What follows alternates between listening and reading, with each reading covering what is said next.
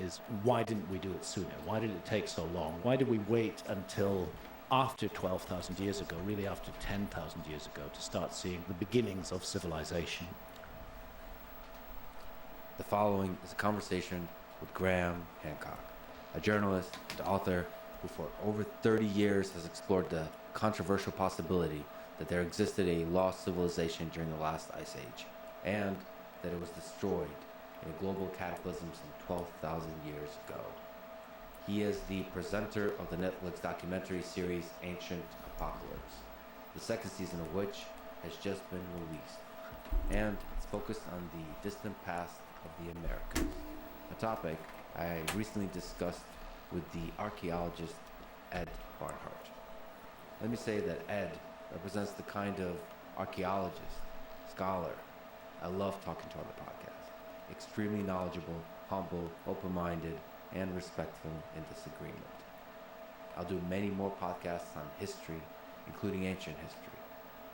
Our distant past is full of mysteries, and I find it truly exciting to explore those mysteries with people both on the inside and the outside of the mainstream and the various disciplines involved. This is a Lex Friedman podcast.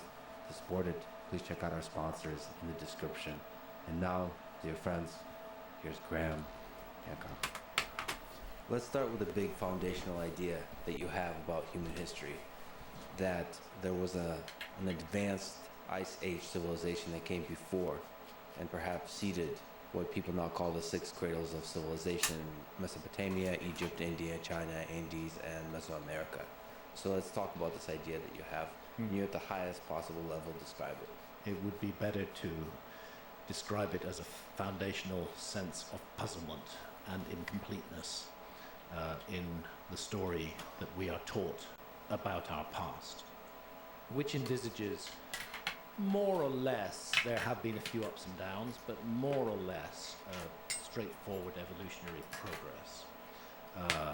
We start out as hunter-foragers, then we become agriculturalists. The hunter-forager phase could go back hundreds of thousands of years. This is where it's also important to mention that anatomically modern humans were not the only humans. We had Neanderthals from 400,000 years ago to about 40,000 years ago. They were certainly human because anatomically modern humans interbred with them, and we carry Neanderthal genes. There were the Denisovans, maybe 300,000 to perhaps even as recently as 30,000 years ago. And again, interbreeding took place. They're obviously a human species. So, we've got this background of humans who didn't look quite like us. And then we have anatomically modern humans. And I think the earliest anatomically modern human skeletal remains are from Jebel Irhoud in Morocco and date to about 310,000 years ago. So the question is, what were our ancestors doing after that? And I think we can include the Neanderthals and the Denisovans in that general picture. And why did it take so long? This is one of the puzzles, one of the questions that bother me. Why did it take so long when we have creatures who are physically identical to us? We cannot actually weigh and measure their brains, but from the work that's been done on the crania, it looks like they have the same brains that we do, with the same wiring. So if we've been around for 300,000 plus years at least, and if ultimately in our future was the process to create civilization or civilizations, why didn't it happen sooner? Why did it take so long? Why was it such a long time? Even the story. Oh, hi Doshi, what's up, bro? I'm gonna get my speedrunning socks. Because I can't speedrun with those socks. Before 50,000 years ago. And then it became 196,000 years ago with the findings in Ethiopia, and then 310,000 years ago. There's a lot of missing pieces in the puzzle there. But the big question for me in that timeline is, why didn't we do it sooner? Why did it take so long? Why did we wait until after 12,000 years ago, really after 10,000 years ago, to start seeing the beginnings, what are selected as the beginnings of civilization in places like Turkey, for example? And then there's a relatively slow process of adopting agriculture, and by 6,000 years ago, we see ancient Sumer emerging as a civilization. And we're then in the pre-dynastic period in ancient Egypt as well, 6,000 years ago, beginning to see definite signs of what will become. Bro, that was actually a really good Carl Jobs impersonation. 5,000 years ago. And interestingly, around about the same time, you have the Indus Valley civilization popping up out of nowhere. And by the way, the Indus Valley civilization was a lost civilization until the 1920s, when railway workers accidentally stumbled across some ruins. I've been to Harappa and Mohenjo-daro, and these are extraordinarily beautifully centrally planned cities. Clearly they're the work of an already sophisticated civilization. One of the things that strikes me about the Indus Valley civilization is that we find a steatite seal of an individual seated in a recognizable yoga posture, and that seal is 5,000 years old. And the yoga posture is Mula Bandhasana, which involves a real contortion of the ankles and twisting the feet back. It's an advanced yoga posture. So there it is 5,000 years ago, and that raises the question, well, how long did yoga take to get to that place when it was already so advanced 5,000 years ago? What's the background to this?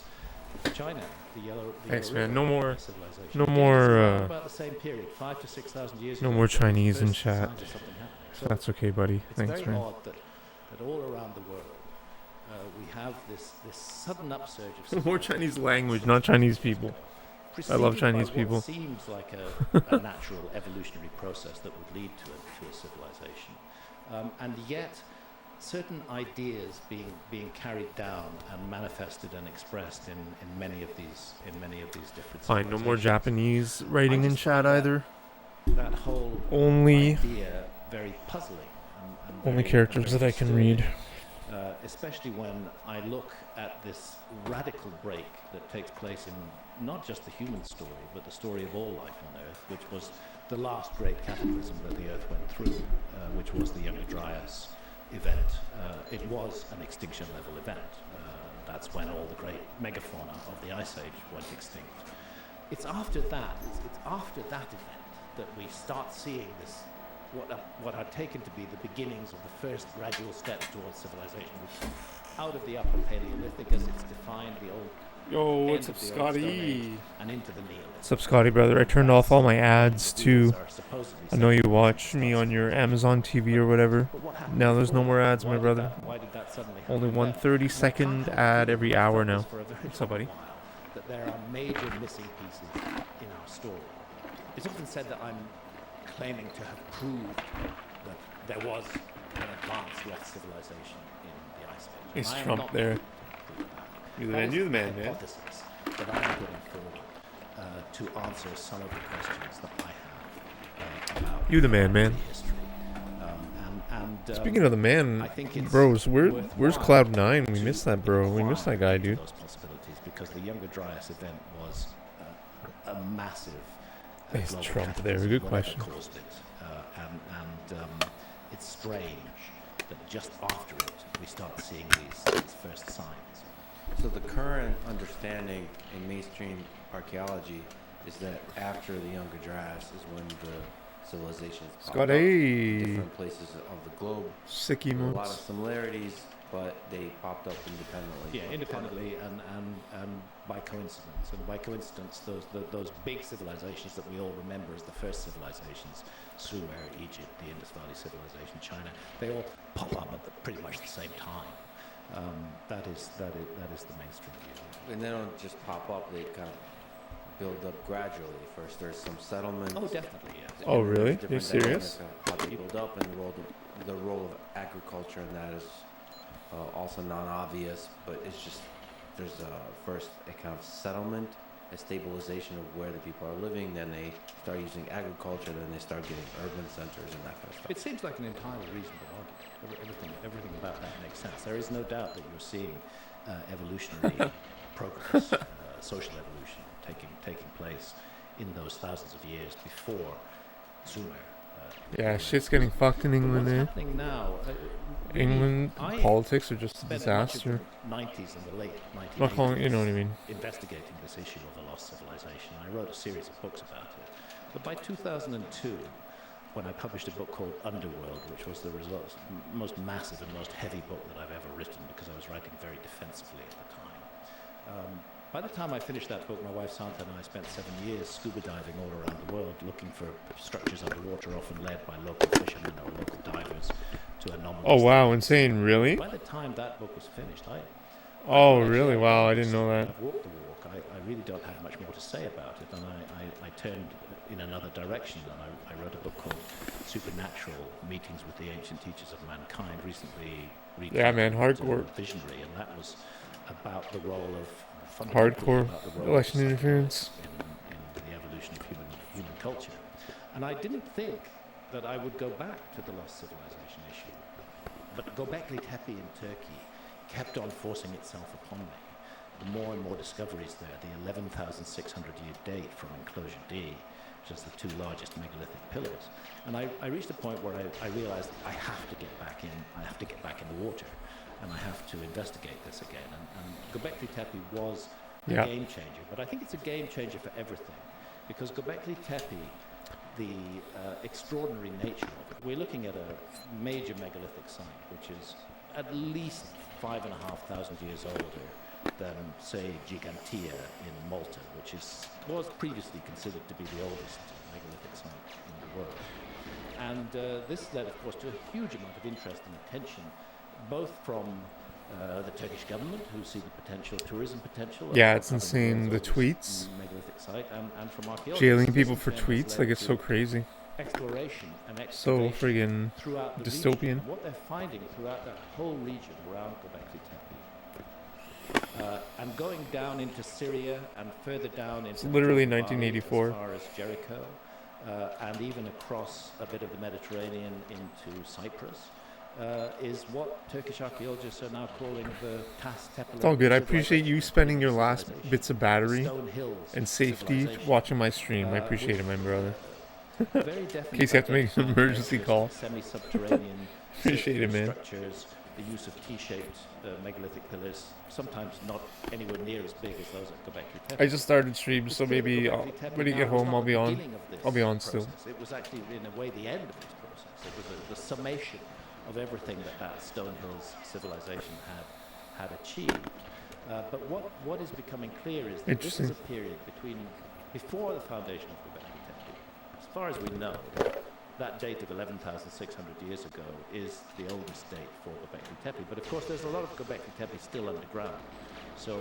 But Harris was never even friggin' elected. It's the oldest so far. Harris has never been elected for anything. What we're seeing. Harris has never won an election of any type, of any sort. Something was in motion, and it began to go into motion round about the beginning of the Younger Dryas. And this is where these two dates are really important. The Younger Dryas, I'll round the figures off, begins around 12,800 years ago. Joy Brzezinski? Ends around 11,600 years ago. So Göbekli Tepe's construction date, if it is 11,600 years ago, if they don't find older materials, marks the end of the Younger Dryas. But the beginning of the Younger Dryas, we're already seeing the stirrings of the kind of culture that manifests. I think Joy Brzezinski's a skater. I was like, what? And after the construction of Göbekli Tepe, in fact, even during the construction of Göbekli Tepe, we see agriculture beginning to be adopted. The people who created Göbekli Tepe were all it's so true, Scotty, man. At the beginning. But by the time Göbekli it's a global communist. The communists are going psycho worldwide now. Closed off, closed down, deliberately buried, covered with earth, covered with rubble, and then topped off with a hill, which is why Göbekli Tepe. The worldwide communist coup. What it is, Göbekli Tepe means pot-bellied hill, or the hill of the navel. For a long time, Göbekli Tepe was thought to be just a hill that looked a bit like a potbelly. Can you say how it was discovered? I think this is one of the most fascinating things on Earth, period. So maybe can you say what it is and how it was discovered? Well, Göbekli Tepe is, first of all, the oldest fully elaborated megalithic site that we know of anywhere in the world. It doesn't mean that older ones won't be found, but it is the oldest so far found. The part of the site that's been excavated, which is a tiny percentage of the whole site, we do know. My first visit to Göbekli Tepe was in 2013. Dr. Klaus Schmidt, the late Dr. Klaus Schmidt, who was Totally Scotty. Wow, it's crazy. Hyde. Was very generous to me. Yo, what's up? Oh, wait. 3 days, and he explained to me that they've already used ground-penetrating radar. Yeah, it's terrible. It's just terrible news. Göbekli Tepe still underground. It's just so terrible. Everything's just so terrible. Anything is possible. This world is so fucked, man. In terms of the dating of Göbekli Tepe, but what we have at the moment is a series of this world's really almost fucked. circular, but not quite circular enclosures, which are walled with relatively small stones, and then inside them you have pairs of megalithic pillars, and the archetypal part of that site is enclosure D, which contains the two largest upright megaliths, about 18 feet tall and reckoned to weigh somewhere in the range of 20 tons, if I have my memory correct. They're substantial, hefty pieces of stone.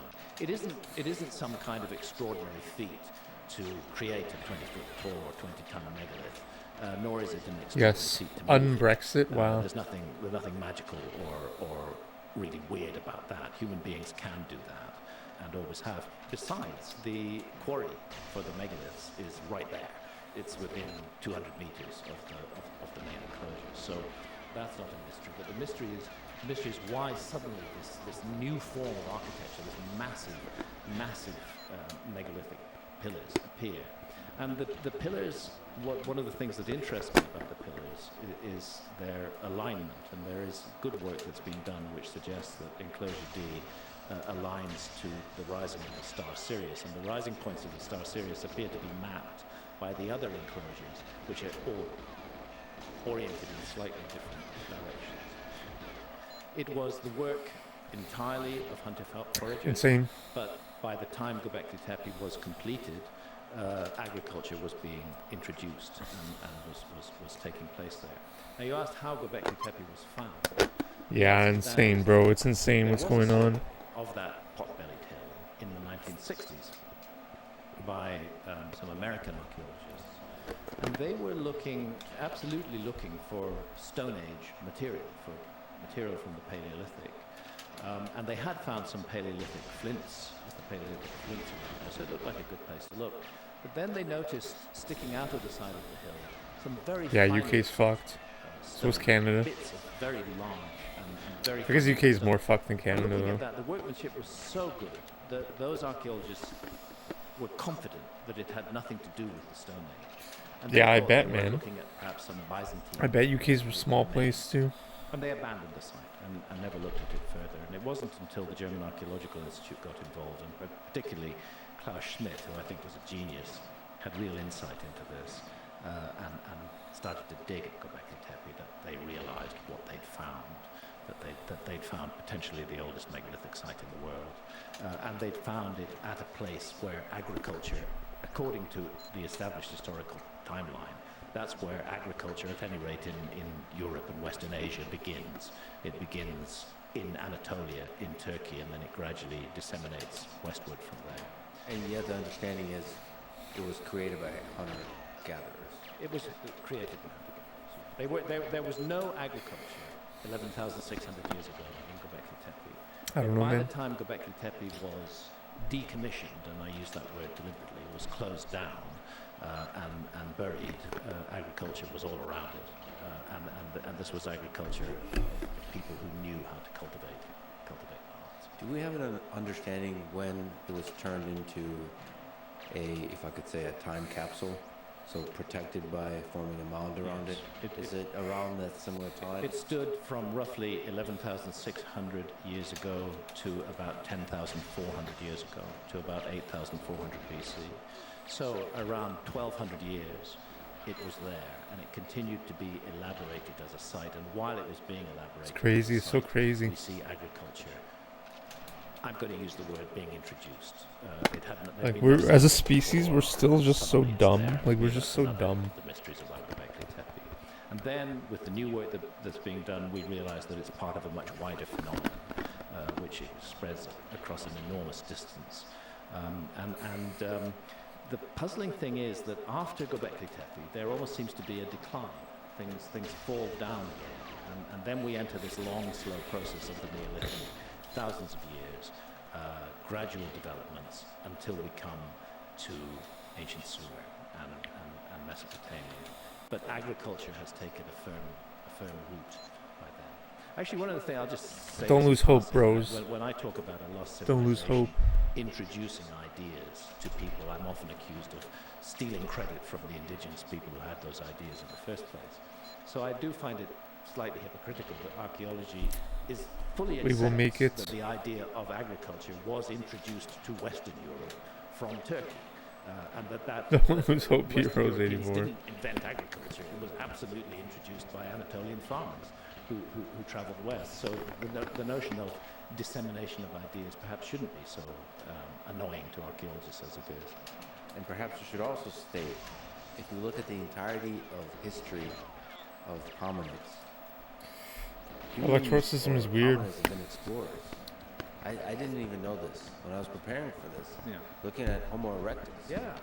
1.9 million years ago. Absolutely. Almost right away, they spread out through the whole world. And we, Homo sapiens, evolved from them. And we should also mention, since we're talking about some controversial debates going on, as I understand, there's still debates about the dynamics of all that was going on there, like we mentioned in Africa, that it's, I think the current understanding, we didn't come from one particular point of Africa, that there's multiple locations. Mm-hmm. This is the out of Africa theory. I think it's more than a theory. It's really strongly evidenced. Why? Because we're part of the Great Ape family, and it's an African family.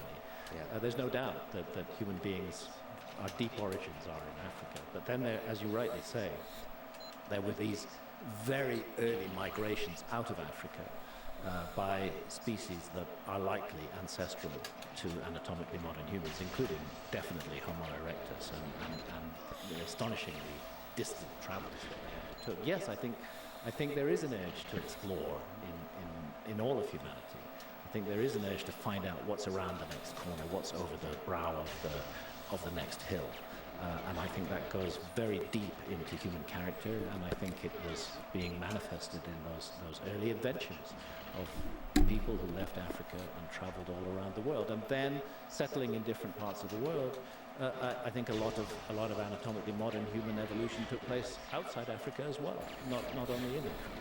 So I guess the general puzzlement that you're filled with is, given that these creatures explore and spread and try out different environments, why did it take hundreds of thousands of years for them to develop complicated society settlements? That's the first big question. Why did it take so long? And that raises in my mind a hypothesis, a possibility. Maybe it didn't take so long. Maybe things were happening that we haven't yet got hold of in the archaeological record, which await to be discovered. And of course, there are huge parts of the world that have not been studied at all by archaeology. But the fact that huge parts of the world have not been studied at all by archaeology is not on its own enough to suggest that we're missing a chapter in the human story. The reason that I come to that isn't only puzzlement about that 300,000-year gap. It's also to do with the fact that there's common iconography, there's common myths and traditions, and there's common spiritual ideas that are found all around the world. Yes, we have the same they're system, found amongst Scotty. cultures that are geographically distant We have the from same one another. system first, And past, they're the also distant post, from one another in time. Canada. They don't necessarily I think occur even the at US same too. time. And this is where I think that archaeology is perhaps desperately needing a Why? history of Like, why? ideas, as well as just a history of things. Because an idea can manifest again and again throughout the human story. So there are particular issues. For example, the notion of the afterlife destiny of the soul. What happens to us when we die?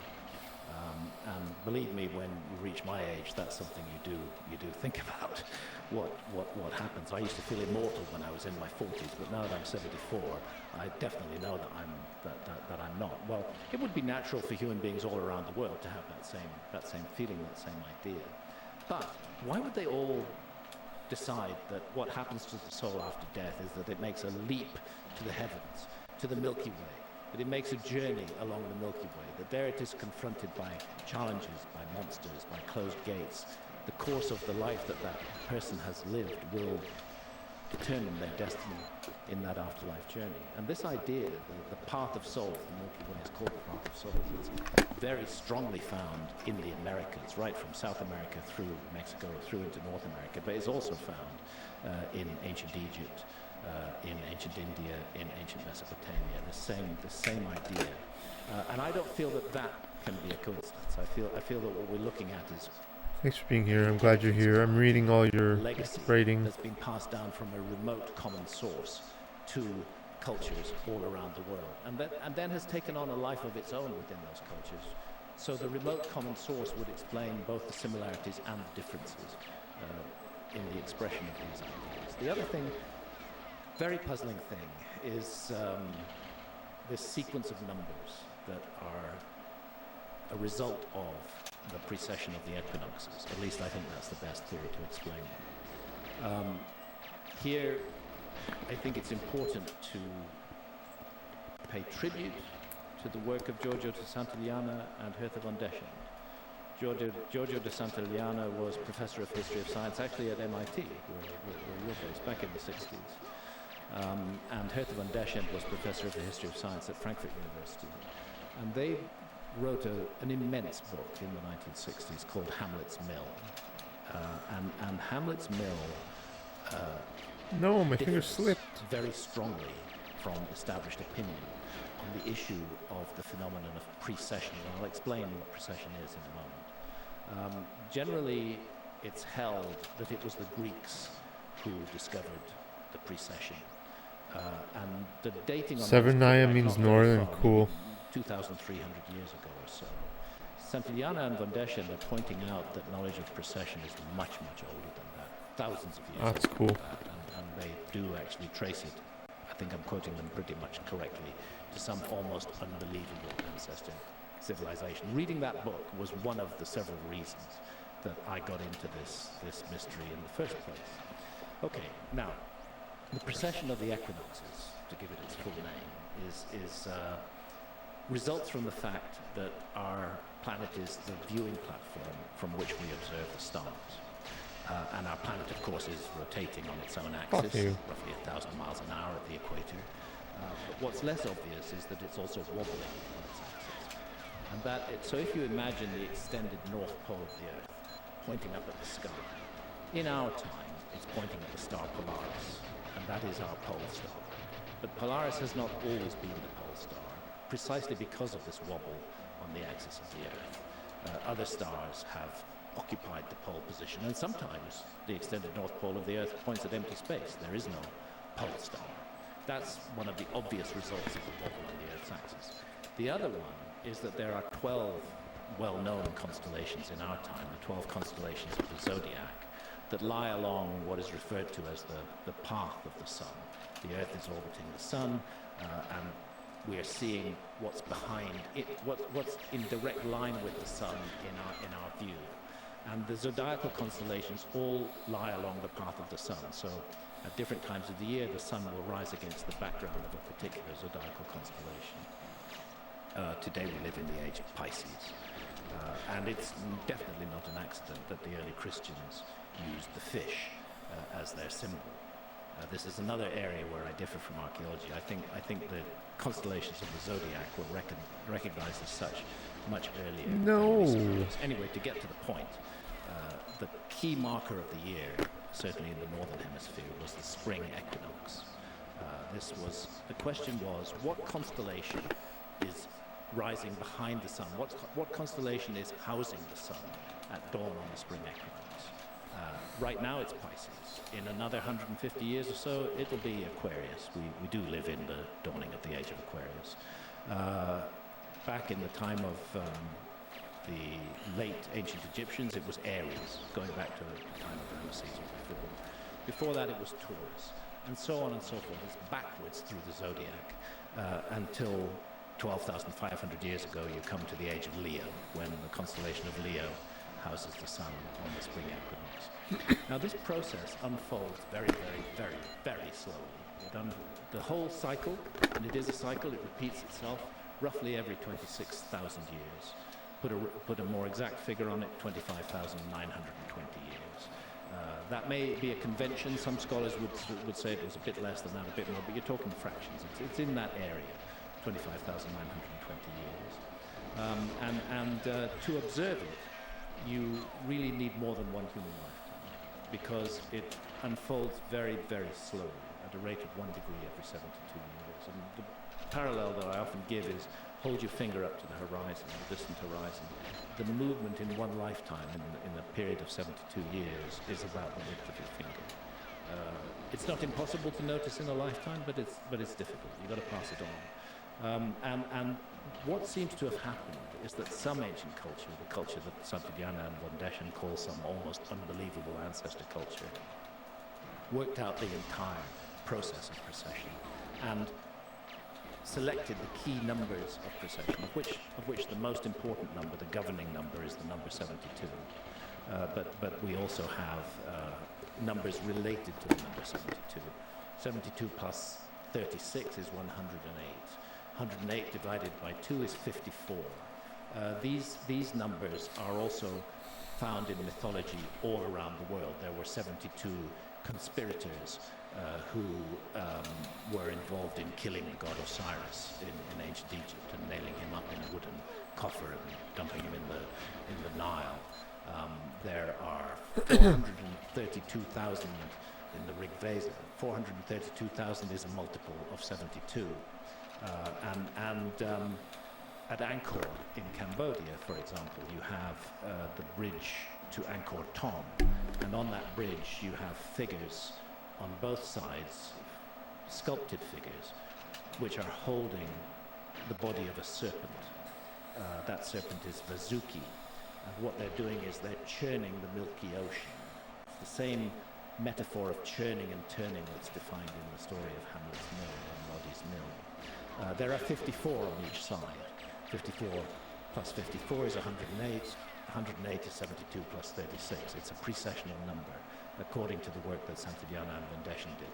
And the fascination with this number system and its discovery all around the world is one of the puzzles that intrigue me and suggests to me that we are looking at ancestral knowledge that was passed down, and probably was passed down from a specific single common source at one time, but then was spread out very, very widely around the world. So one of the defining ways that you approach the study of human history that I think contrasts with mainstream archaeology is you take this sort of astronomical symbolism and the relationship between humans and the stars very seriously. I do, as I believe the ancients did. I think it's important to sort of consider what humans would have thought about back then. Now we have a lot of distractions. We have social media, we can watch videos on YouTube, whatever. But back then, especially before sort of electricity, the stars is like the sexiest thing to talk about. There's no light pollution. There's no light pollution, so it's in your majesty of the heavens. Every single night you're spending looking up at the stars, and you can imagine there's a lot of sort of status value to be the guy who's very good at studying the stars. Yeah. And sort of the scientists of the day. Yeah. And I'm sure there's going to be these geniuses that emerge that are able to do two things. One, tell stories about the gods or whatever based on the stars. And then also, as we'll probably talk about, use the stars practically for navigation, for example. Oh, yeah. And so, like, it makes sense that the stars had primal importance for the ideas of the times, for status, for religious explorations. It was an ever-present reality. Yes. And it was bright, and it was brilliant, and it was full of lights. It's inconceivable that the ancients would not have paid attention to it. It was an overwhelming presence. And that's one of the reasons why I'm really confident that the constellations that we now recognize as the constellations of the zodiac were recognized much earlier, because it's hard to miss when you pay attention to the sky that the sun, over the course of the solar year, is month by month rising against the background of different constellations. And then there's a much longer process, the process of precession, which takes that journey backwards, and where we have a period of 2,160 years for each sign of the zodiac. I think it would have been hard for the ancients to have missed that. They might not have identified the constellations in exactly the same way we do today. That may well be a Babylonian or Greek convention, but that the constellations were there, I think was very clear, and that they were special constellations, unlike other ones higher up in the sky, which were not on the path of the sun, that people paid attention to. Well, but detecting the precession of the equinox is hard, because especially they don't have any writing systems, they don't have any mathematical systems, so everything is told through words. Yeah, and they have, let's not underestimate oral traditions. The oral traditions, that's something we've lost in our culture today. One of the things that happens with the written word is that you gradually lose your memory. Actually, there's a nice story from ancient Egypt about the god Thoth, the god of wisdom, who is very proud of himself because he has a Sorry. Look at this gift, he says to a mythical pharaoh of that time. Look at the gift that I am giving humanity. Writing, this is a wonderful thing. It'll enable you to preserve so much that you would otherwise lose. And the pharaoh in this story replies to him, no, you have not given us a wonderful gift. You have destroyed the art of memory. We will forget everything. Words will roam free around the world, not accompanied by any wise advice to set them into context. And actually, that's a very interesting point. And we do know that cultures that still do have oral traditions are able to preserve information for very long periods of time. One thing I think is clear in any time, in any period of history, is human beings love stories. We love great stories. And one way to preserve information is to encode it, embed it in a great story. And so carefully done that actually it doesn't matter whether the storyteller knows that they're passing on that information or not. The story itself is the vehicle. And as long as it's repeated faithfully, the information contained within it will be passed on. I do think this is part of the story of the preservation of poems. So that's one of the reasons that you take myths seriously. I take them very seriously, and the other, many reasons, but I can't help being deeply impressed and deeply puzzled by the worldwide tradition of a global cataclysm within human memory. I mean, we know scientifically that there have been many, many cataclysms in the past, going back millions of years. I mean, the best known one, of course, is the KPG event, as it's now called, that made the dinosaurs extinct 65 million or 66 million years ago. But has there been such a cataclysm in the lifetime of the human species? Yeah, the Mount Toba eruption about 70,000 years ago was pretty bad. But a global cataclysm, the Younger Dryas, really ticks all the boxes as a worldwide disaster, which definitely involved sea level rise, both at the beginning and at the end of the Younger Dryas. It definitely involved the swallowing up of lands that previously had been above water. And I think it's an excellent candidate for this worldwide tradition of a global cataclysm, of which one of, but not the only, distinguishing characteristics was a flood, an enormous flood, and the submergence of lands that had previously been above water, underwater. The fact that this story is found all around the world. I had to Hail Mary it. The archaeological That was such a good attempt, though. That was a good attempt. Local floods all the time. See if it paced them. As we're talking, there's flooding in Florida, but I don't think anybody in Florida is going to make the mistake of doing that. That's a global flood. They know it's local.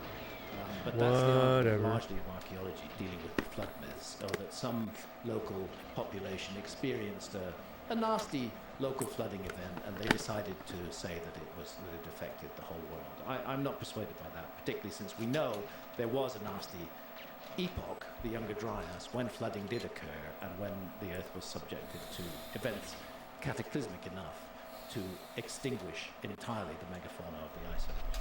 So there is the Younger Dryas impact hypothesis that provides an explanation of what happened during this period Yeah. that resulted in such rapid environmental change. So can you explain this hypothesis? Yes. The Younger Dryas impact hypothesis, YDIH for short, is not a lunatic fringe theory, as its opponents often attempt to write it off. It's the work of more than 60 major scientists working across many different disciplines, including archaeology and including oceanography as well. They are collectively puzzled by the sudden onset of the Younger Dryas and by the fact that it is accompanied 12,800 years ago by a distinct layer in the earth. You can see it most clearly at Murray Springs in Arizona, for example. You can see it's about the width of a human hand. And there's a draw there that's been cut by flash flooding at some time. And that draw has revealed the sides of the draw. And you can see the cross-section. And in the cross-section is this distinct dark layer that runs through the earth. And it contains evidence of wildfires. There's a lot of soot in it. There are also nanodiamonds in it. There is shocked quartz in it. There is quartz that's been melted at temperatures in excess of 2,200 degrees. Come on, bro. Like, bro. There are carbon microspheroids. All of these are proxies for some kind of cosmic impact. I talked a moment ago about the extinction of the dinosaurs. Lewis and Walter Alvarez, who made that incredible discovery, initially their discovery was based entirely on impact proxies, just as the Younger Dryas did. There was no crater, and for a long time they were disbelieved because they couldn't produce a crater. But when they finally did produce that deeply buried Chicxulub crater, that's when people started to say, yeah, they have to be right. But they weren't relying on the crater, they were relying on the impact proxies. And they're the same impact proxies that we find in what's called the Younger Dryas boundary layer all around the world. So it's the fact that at the moment when the Earth tips into a radical climate shift, it's been warming up for at least 2,000 years before 12,800 years ago. People at the time must have been feeling a great sense of relief. You know, we've been living through this really cold time, but it's getting better. Things are getting better. And then suddenly, around 12,800 years ago, some might say 12,860 years ago, there's a massive global plunge in global temperatures. And the world suddenly gets as cold as it was at the peak of the Ice Age. And it's almost literally overnight. It's very, very, very rapid. Normally, in an epoch when the Earth is going into a freeze, you would not expect sea levels to rise. But there is a sea level rise, a sudden one, right at the beginning of the Younger Dryas. And then you have this long frozen period from 12,800 to 11,600 years ago. And then, equally dramatically and equally suddenly, the Younger Dryas comes to an end, and the world very rapidly warms up, and you have a recognized pulse of meltwater at that time as the last of the glaciers collapse into the sea, called Meltwater Pulse 1b, around about 11,600 years ago. So this is a period which is very tightly defined. It's a period when we know that human populations were grievously disturbed. That's when the so-called Clovis culture of North America vanished entirely from the record during the Younger Dryas, and it's the time when the mammoths and the saber-toothed tigers vanished from the record as well. Is there a good understanding of what happened geologically, whether there was an impact or not? Like, what explains this huge dip in temperature and then rise in temperature?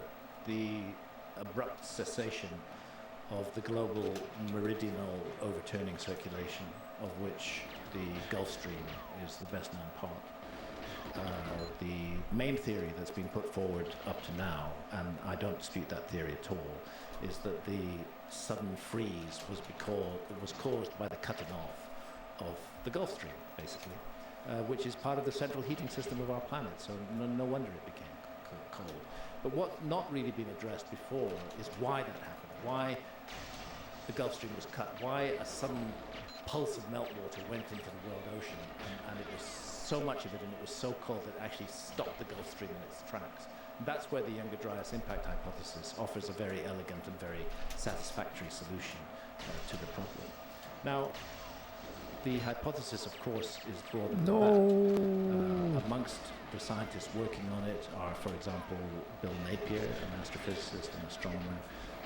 They have assembled a great deal of evidence which suggests that the culprit in the Younger Dryas impact event or events was what we now call the Taurid meteor stream, which the Earth still passes through twice a year.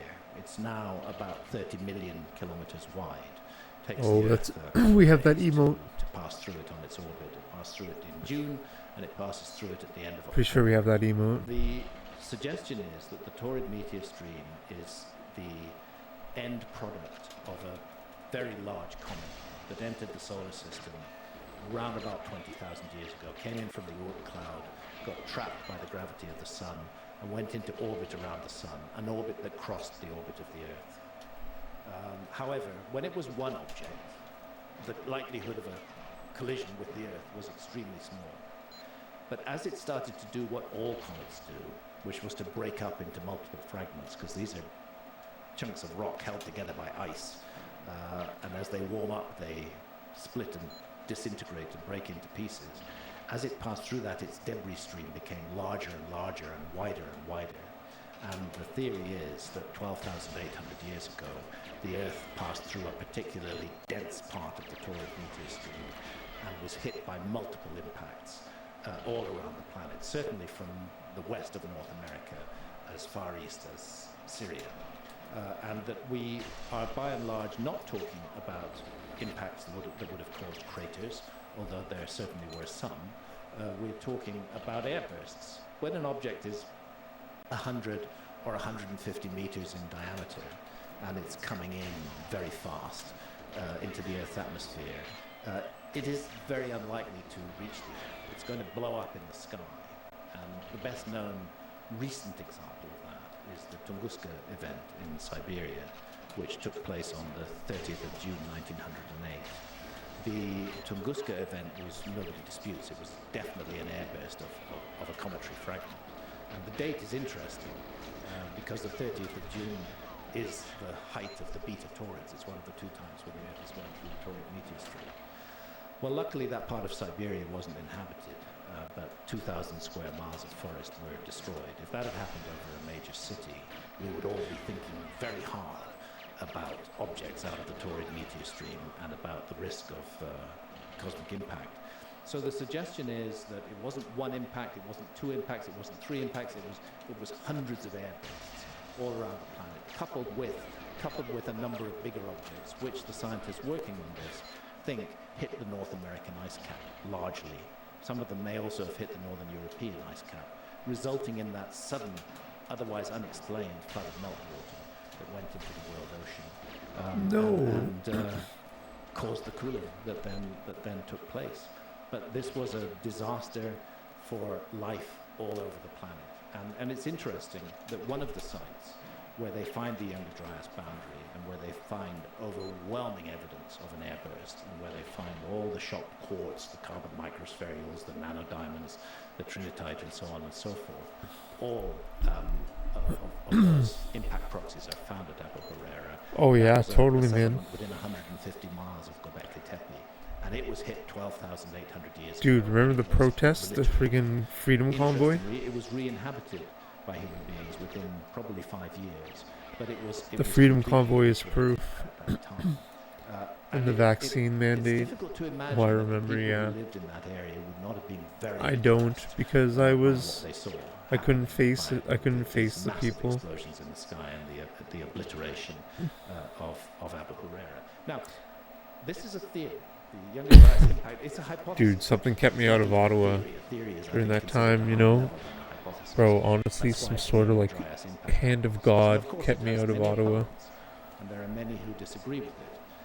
And Yo, there the have been college wanted me to get it series too. of What up, Stash? peer-reviewed papers that have been published Yeah, University of Miami. debunking the Younger Dryas. But they fired me because of the hypothesis. I think mask. It was in 2011. It was called. It was the mask because they fired for me. the Younger Dryas impact hypothesis, and there's one just been published few months ago, or But a it's year fine. ago, called a complete refutation of the younger Dryas hypothesis, something like that. Yeah, but I got a medical exemption from a walking clinic in Florida. And even within, So they did ask within for those it, of us who and then I gave them a medical exemption signed by a doctor in Florida. Robert Schoch from Boston University. Yeah, but then the geologists mask, who fucking demonstrated mask, but it's that fine. The erosion on the Sphinx may well Bro. have been caused by exposure to a long period of very heavy rainfall. He doesn't. the younger Dryas impact hypothesis. I didn't really want to go to He Coral Gables fully anyways. accepts that the younger Dryas was a global cataclysm, and that the extinctions took place. University of Miami's fucking far as fuck, man. Solar outbursts. So They're living in a different world. They're living in their own heads. Living in La La Land. About what caused it. I personally have found Fucking masks in Miami? Come on, bro. Like, come on, bro. Which most effectively explains all the evidence. How important is the In February of 2022. The Ice Age advanced It's fine. civilization? So is it possible to have another explanation? I hated that lab. I hated that job. I hated those could people. have, erased most of an advanced civilization during this period. In a sense, Pay was shit. it's not the impact Well, it wasn't of shit. It was actually it was good. It was a good pay, what I'm but saying. It's the younger Dryas. it wasn't That's like what I'm saying. And the younger it Dryas wasn't might enough for trigger me to deal with all that something bullshit. caused it. I think the younger Dryas That's impact me hypothesis, now. the notion that we're Oh looking at a no, debris sorry, stream bro. of a fragmenting comet, and we can still see that debris stream because it's still up there. That's We you still pass through now. it twice a year. What's you now? Is the best explanation, but I don't mind other explanations. I didn't understand. Other explanations. The younger Dryas is a big mystery, and it's not a mystery that's been solved yet. And that word advanced. What has been me civilization, living here? This is another The word people, the that's, jobs, interesting. that is easily Sorry, man, I didn't know that. misunderstood, and I've tried I to thought make clear it in many was freedom land, but I guess not. consider the possibility of something like New civilization Mexico, in the wow. past. Have you been to New Mexico? We I've been to New shouldn't Mexico. imagine that it's us, that it's something like us. We should expect it to be I've completely driven different, to. that it would have achieved. I've been in Albuquerque and and Santa Fe. and are a category of ancient maps called Hortolanos, which Wow, bro. suddenly started to appear just after Santa Fe? invaded Wow, Constantinople and insane. sacked Constantinople. The Hortolanos Santa Fe's suddenly pretty. start to appear. Well, it's a fancy city. It might be They're expensive. It might. I don't know. maps.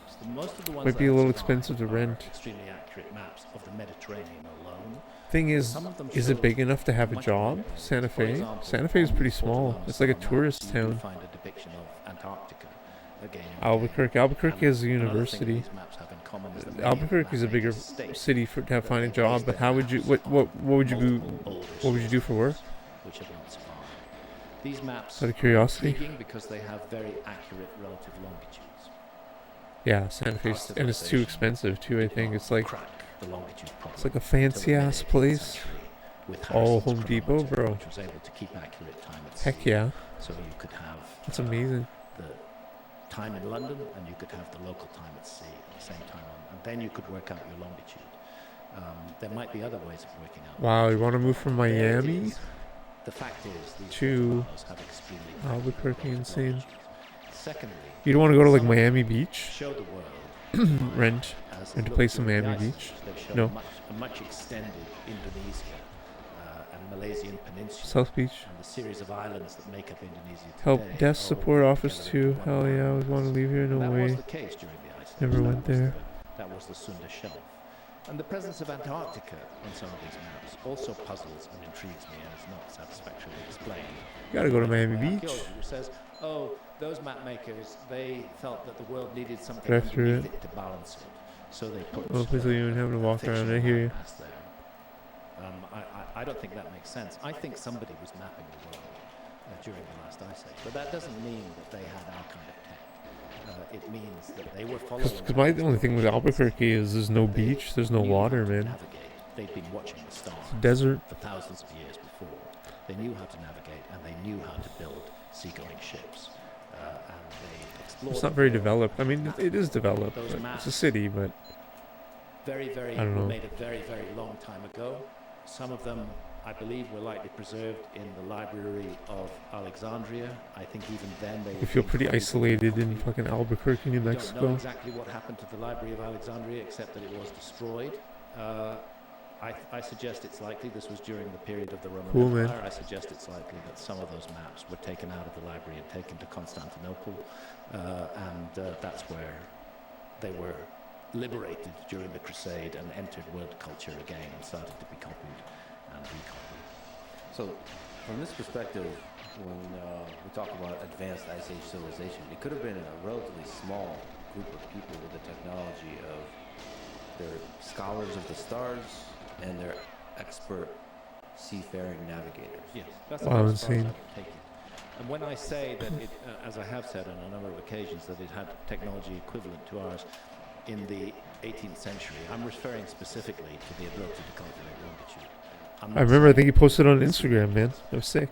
I It's don't dope. see. I don't see any evidence for that. And perhaps some building tricks and skills. Of That's how so to- wild. I went to the beach every day. This again is where you For come hours.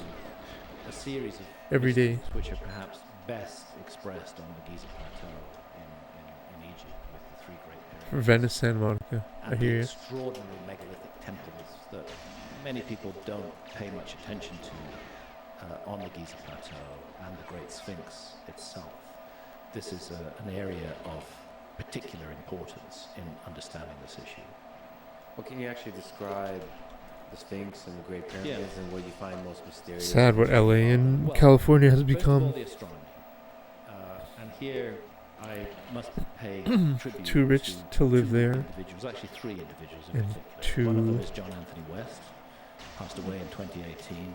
Dangerous He was to the first fucking live person there. in our era to begin to 8 hour work streams with on the Iron Beach. Sphinx Yo, much thanks, earlier than it had been. Goose. Actually, he Yo, got thanks, that all idea white. from Thanks, a brother. philosopher called Schwaller de Lubix, who'd noticed I do what too, he thought man. was Happiest the days of my life. on the body of the Sphinx. I don't John plan to West go out picked that there. up, and he was a great amateur Egyptologist himself. He spent most of his life in Egypt. Go to the He outdoor was gym. Yeah, hugely buddy. versed in ancient Egypt. And when he looked at the Sphinx, It's for free. scalloped, All for erosion free. patterns and the vertical fissures, particularly in the trench around the Sphinx, he began to think maybe Schwaller was right. Maybe there was some It's like so amazing. flooding here, and that's when he brought Robert Schoch, second person I'd like to recognise, geologist at Boston. Skateboard from the He brought beach Schoch to Giza, and Schoch, to the first outdoor gym. geologist to stick his neck out, and it's all risk free. The ire of Egyptologists, and say, well, it looks to me like the Sphinx was exposed to at least 1,000 years of heavy rainfall. And as Schoch's calculations have continued, as he's continued to be immersed in this mystery, he's continuously pushed that back. And he's now, again, looking at the date of around 12,000. While Canadians in 12,500 Canada were years being, ago, during the Younger Dryas, well, losing for their the creation jobs. of the Great Sphinx. And then, of course, this is the Terrified, period of the, unable to the sleep. wet Sahara, the humid Sahara. I'm sorry, Toad. Sahara was a completely I can only different imagine place how it to was, the bro. Ice Age. There were rivers, Fucking there bullshit. were lakes in it. It was fertile. It was possibly densely populated, and there was a lot of rain. There's not no rain in Giza today, but there's relatively little rain. The next person, not enough rain to cause that erosion damage on the Sphinx. The next person who needs to be mentioned in this context is Robert Bovard. Robert and I have co-authored a number of books together. Unfortunately, Robert has been very ill for the last 7 years. He's got a very bad chest infection, and I think also that Robert became very demoralized by the attacks of Egyptologists on his work. But Robert is the genius, and it does take a genius sometimes to make these connections, because nobody noticed it before, that the three pyramids of Giza are laid out on the ground in the pattern of the three stars of Orion's belt. And skeptics will say, well, you can find any buildings and line them up with any stars you want, but Orion... I'm gonna get that actually deal, is 2 a cheeseburgers for constellation. Orion 2 was for the 1 Osiris, delivery. In the sky. It's still on. The ancient Egyptians called I'm gonna the get that Orion again. constellation It's such a Star. good fucking deal. They recognize it as the celestial image of the god Osiris. So what's being copied on the ground is the belt of a deity, of a celestial deity. It's not just a random constellation. And then when we take precession into account, you find something else very intriguing happening. First of all, you find that the exact orientation of the pyramids, as Oh it my is god, today, man, I miss pretty much as Miami, it was dude. when I it was miss supposed to Miami have been built Beach. 4,500 years ago. It's not precisely related to how Orion's belt looked at that time. There's a bit of a twist. They're not quite right. But as you precess the stars backwards, as you go back and back and back, and you come to around 10,500 BC, 12,000 years ago, in the Younger Dryas, you find that suddenly they lock perfectly. They match perfectly. With It's always here things, man. Same moment. Yeah, dude, that's what I mean. Like, what am I doing in my life? Yo, in China, I miss Miami a lot. I was thinking about Miami a lot. I remember this really vividly. Thinking, like, what am I doing here in China? I should be in fucking Miami. What am I doing here? So I feel like this is at least a step closer to, like, my dream, my true dream, you know? Like, not a fucking... I don't want to, like, that the Sphinx was originally waste my life to pay off my debt. And that it, over the thousands I'm not going to do that. became damaged, it became eroded, particularly the part You know what I mean? that sticks out. Like, I'm going to be working. I'm going to eventually have to. It's not going to be neat forever with that statement, but it's just like, I'm not going to By the time you come live in China for years dynasty, when the Great Pyramids are supposedly just to pay off my debt. Come to the fourth dynasty, the head of the lion, original lion head, would have been a complete mess.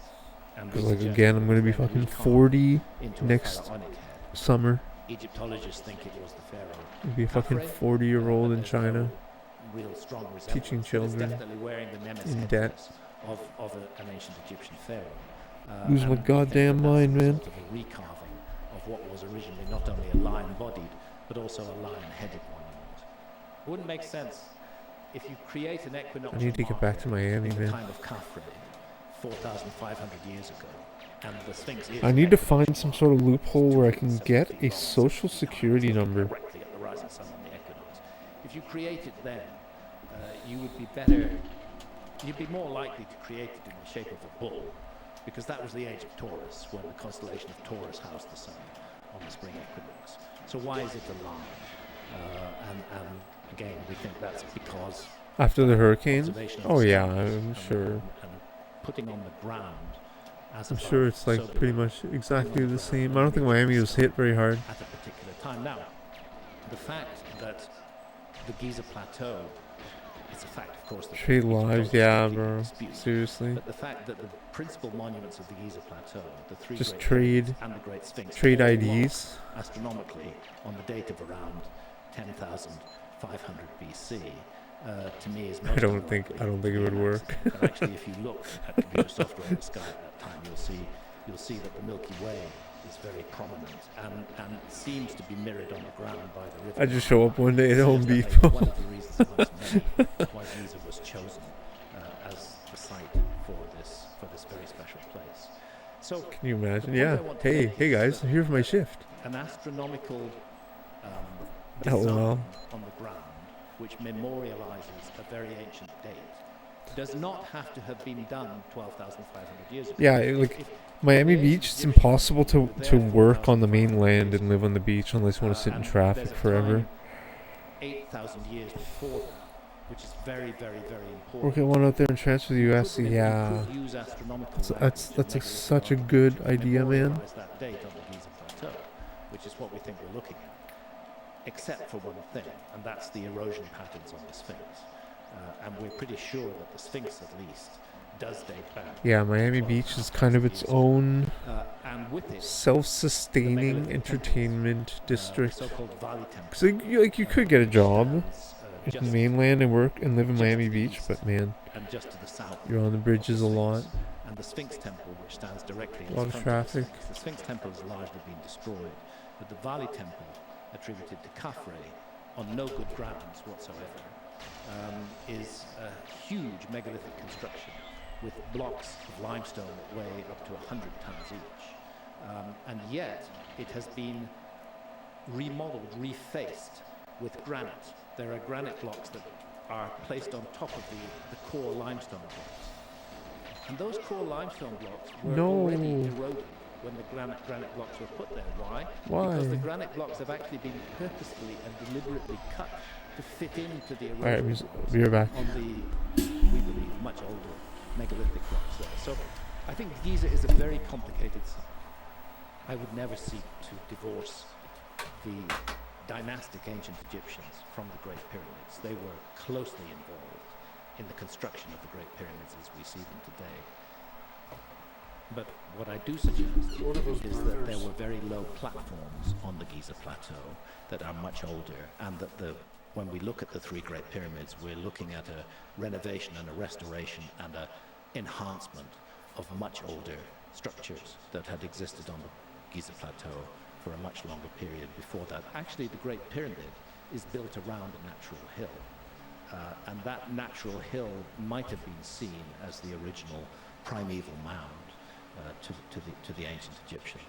So the idea is that the Sphinx was there long before the pyramids, and the pyramids were built by the Egyptians to celebrate further an already holy place.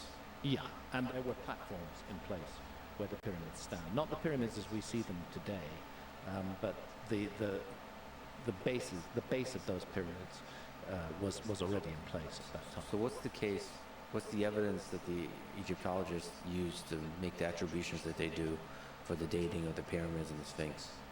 Well, the three great pyramids of Giza are different from later pyramids. This is another problem that I have with the whole thing, is the story of pyramid building. When did it really begin? And the timeline that we get from Egyptology is the first pyramid is the pyramid of the pharaoh Zoser, the step pyramid at Saqqara,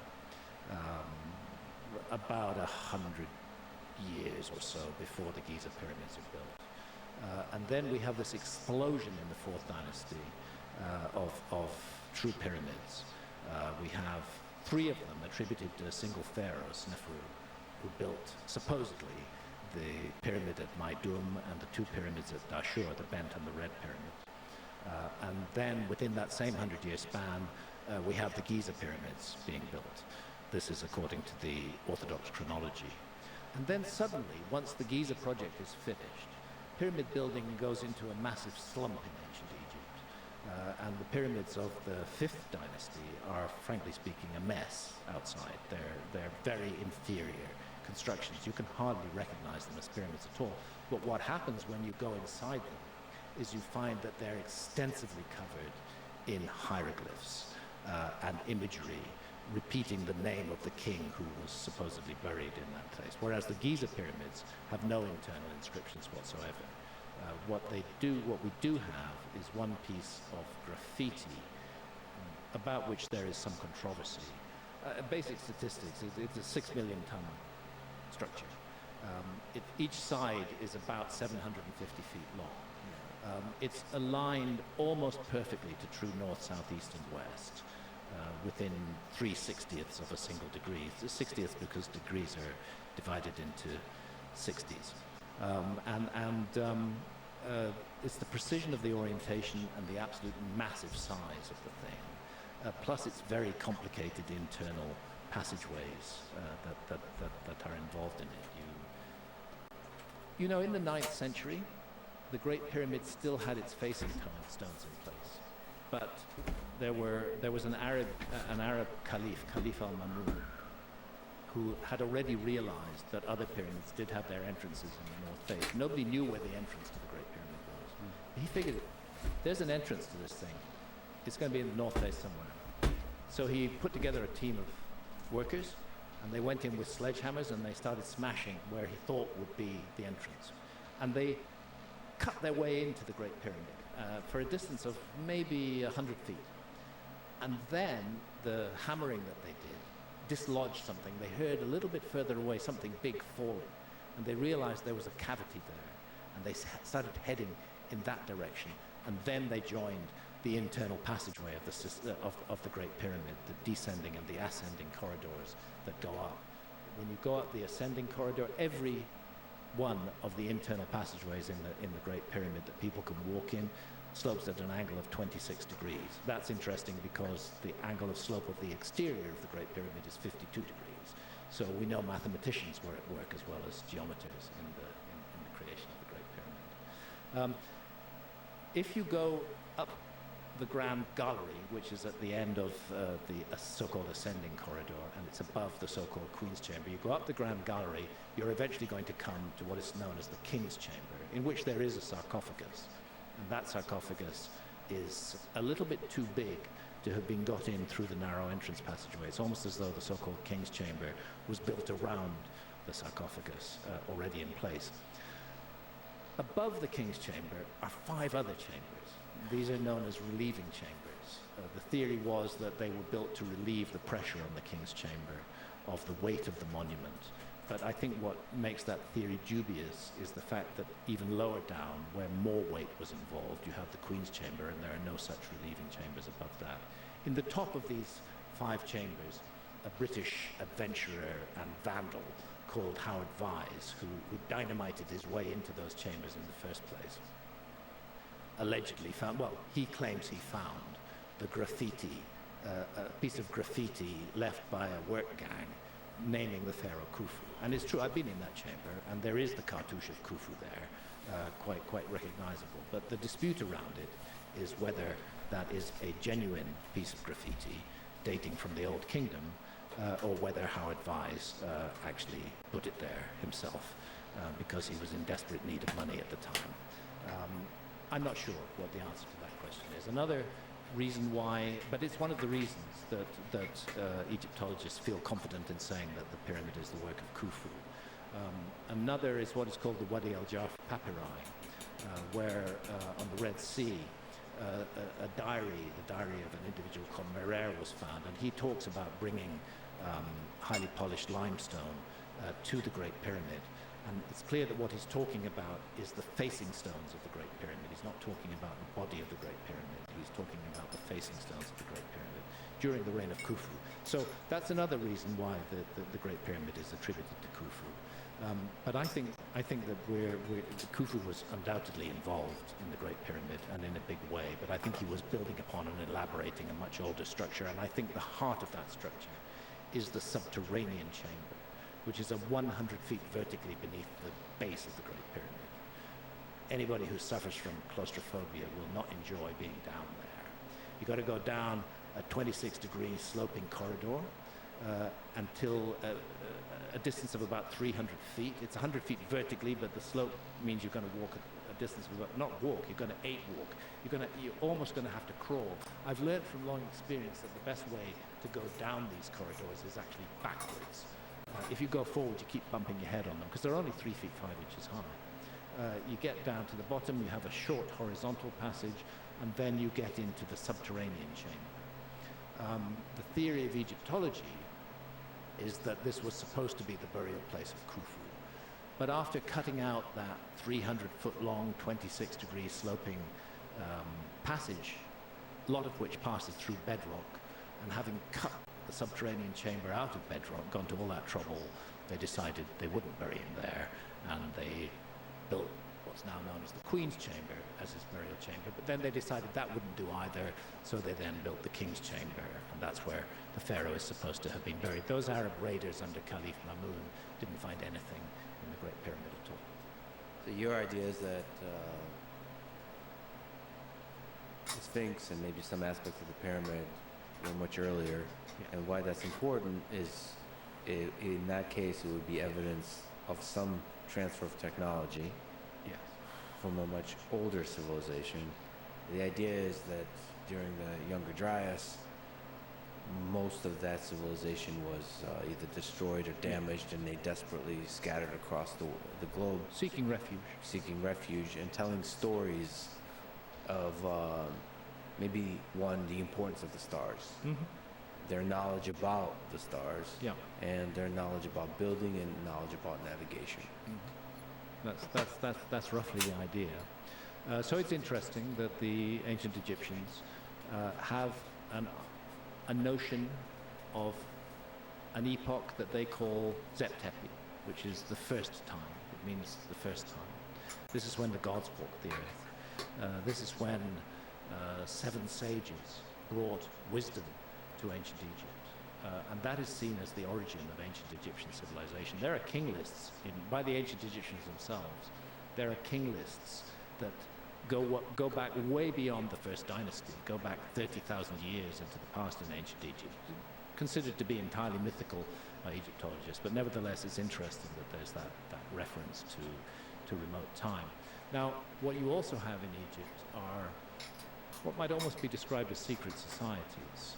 The followers of Horus are one of those, specifically tasked with bringing forward the knowledge from the first time into later periods.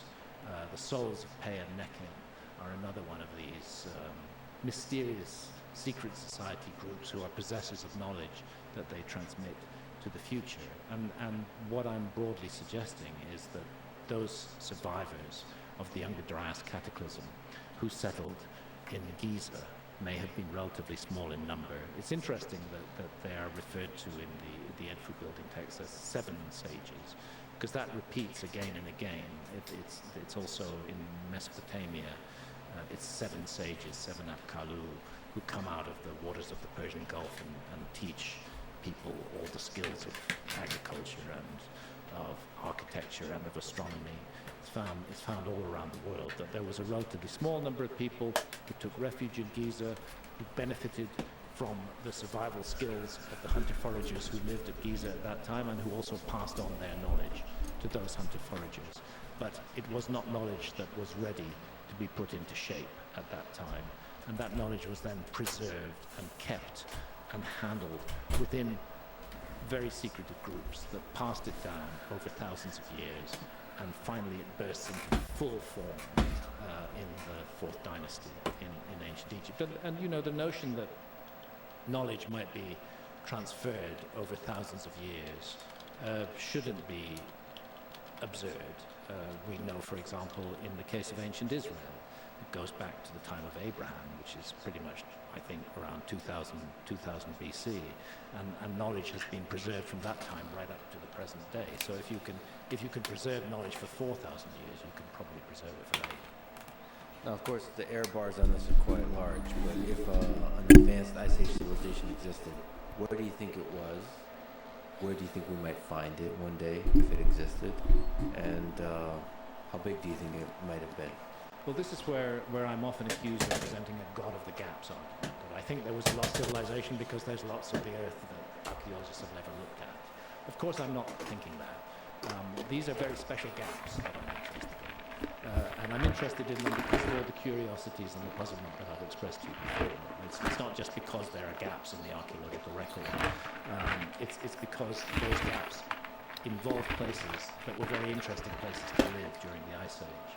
And they specifically include the Sahara Desert, which was not a desert during the Ice Age and went through this warm, wet period when it was very, very fertile. Certainly some archaeology has been done in the Sahara, but it's fractional, it's tiny. And I think if we want to get into the origins, the true origins of ancient Egyptian civilization, of the peoples of ancient Egypt, we need to be looking in the Sahara for that. The Amazon rainforest is another example of this. I think the Sahara is about 9 million square kilometers.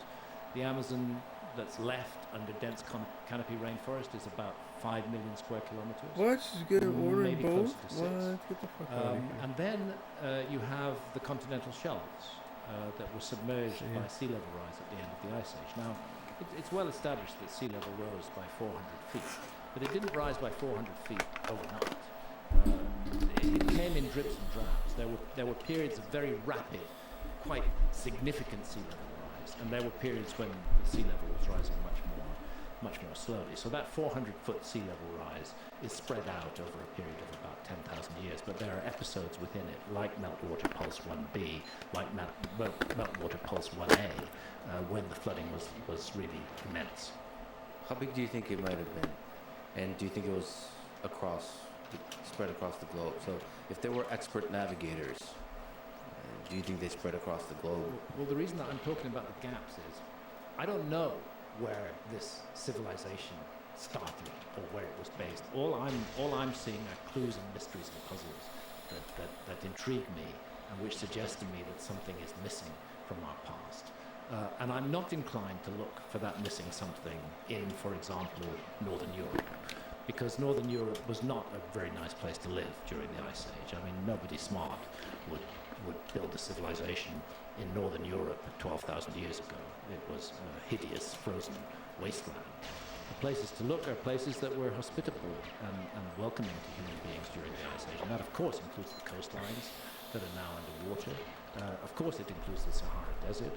And, of course, it includes the Amazon rainforest as well. All of these places, I think, are candidates for, quote-unquote, my lost civilization.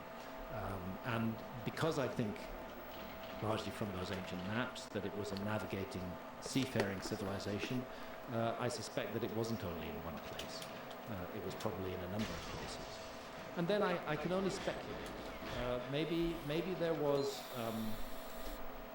a cultural value where it was felt that it was not appropriate to interfere with the lives of hunter foragers at that time. Maybe it was felt that they should keep their distance from them. Just as even today, there is a feeling that we shouldn't be interfering too much with the uncontacted tribes in the Amazon rainforest. Although, interestingly, some of those tribes are now using cell phones.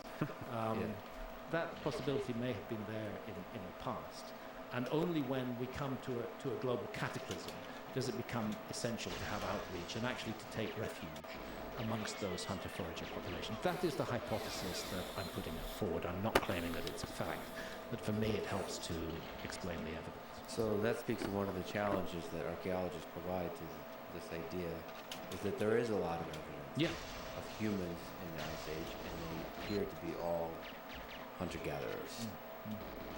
But like you said, only a small percent of areas where humans have lived have been studied by archaeologists. That's right. Very tiny percent. And even a tiny percent of every archaeological site has been studied by archaeologists too. Typically 1 to 5% of any archaeological site is excavated. I mean, that's why Göbekli Tepe fills my mind with imagination, especially seeing it as a time capsule. You know, it's almost certain that there's places on Earth we haven't discovered that once we do, even if it's after the Ice Age, will change our view of human history. Do you think there's going to be a place, like what would be your dream thing to discover, like Göbekli Tepe, that says a definitive, like, perturbation to our understanding of Ice Age history?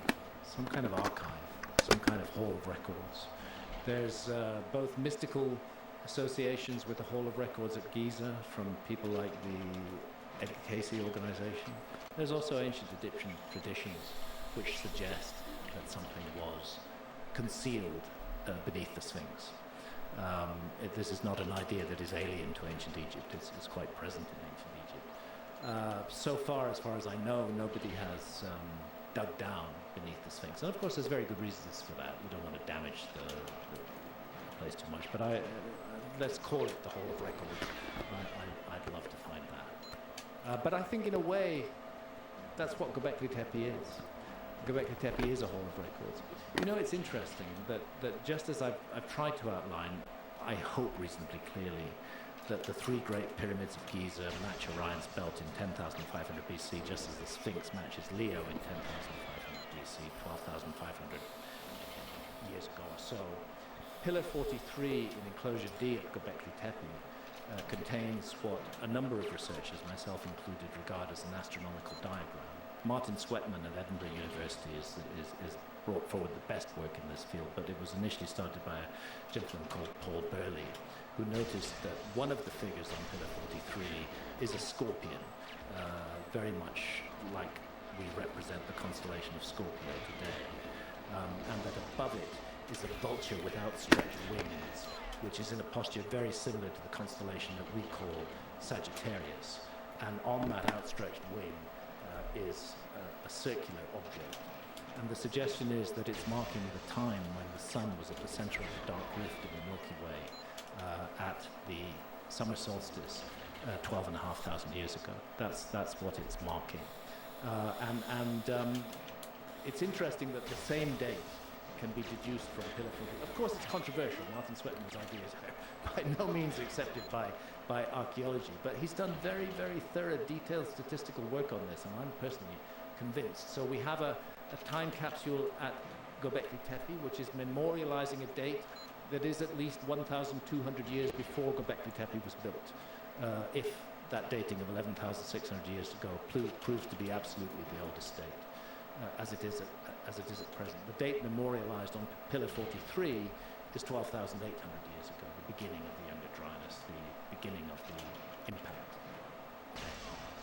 And then Giza does the same thing, but in much larger scale. It uses massive megalithic architecture, which is very difficult to destroy, and a profound knowledge of astronomy to encode a date in a language that any culture which is sufficiently literate in astronomy will be able to decode. We don't have to have a script that we can't read, like we do with the Indus Valley civilization or with the Easter Island script. We don't have to have a script that can't be interpreted. If you use astronomical language, then any astronomical literate civilization will be able to give you a date. The Hoover Dam has a star map built into it, and that star map is part of an exhibition that was put there at the founding of the Hoover Dam. And what it does is it freezes the sky above the Hoover Dam at the moment of its completion. And Oscar Hansen, the artist who created that piece, said so specifically that this would be so that any future culture would be able to know the time of the dam's construction. So you can use astronomy and architecture to memorialize a particular date. Quick pause, bathroom break? Sounds good. So to me, the story that we've been talking about, it is both exciting if the mainstream archaeology narrative is correct, and the one you're constructing is correct. Both are super interesting because the mainstream archaeology perspective means that there's something about the human mind from which the pyramids, these ideas spring naturally. You place humans anywhere, you place them on Mars, it's going to come out that way.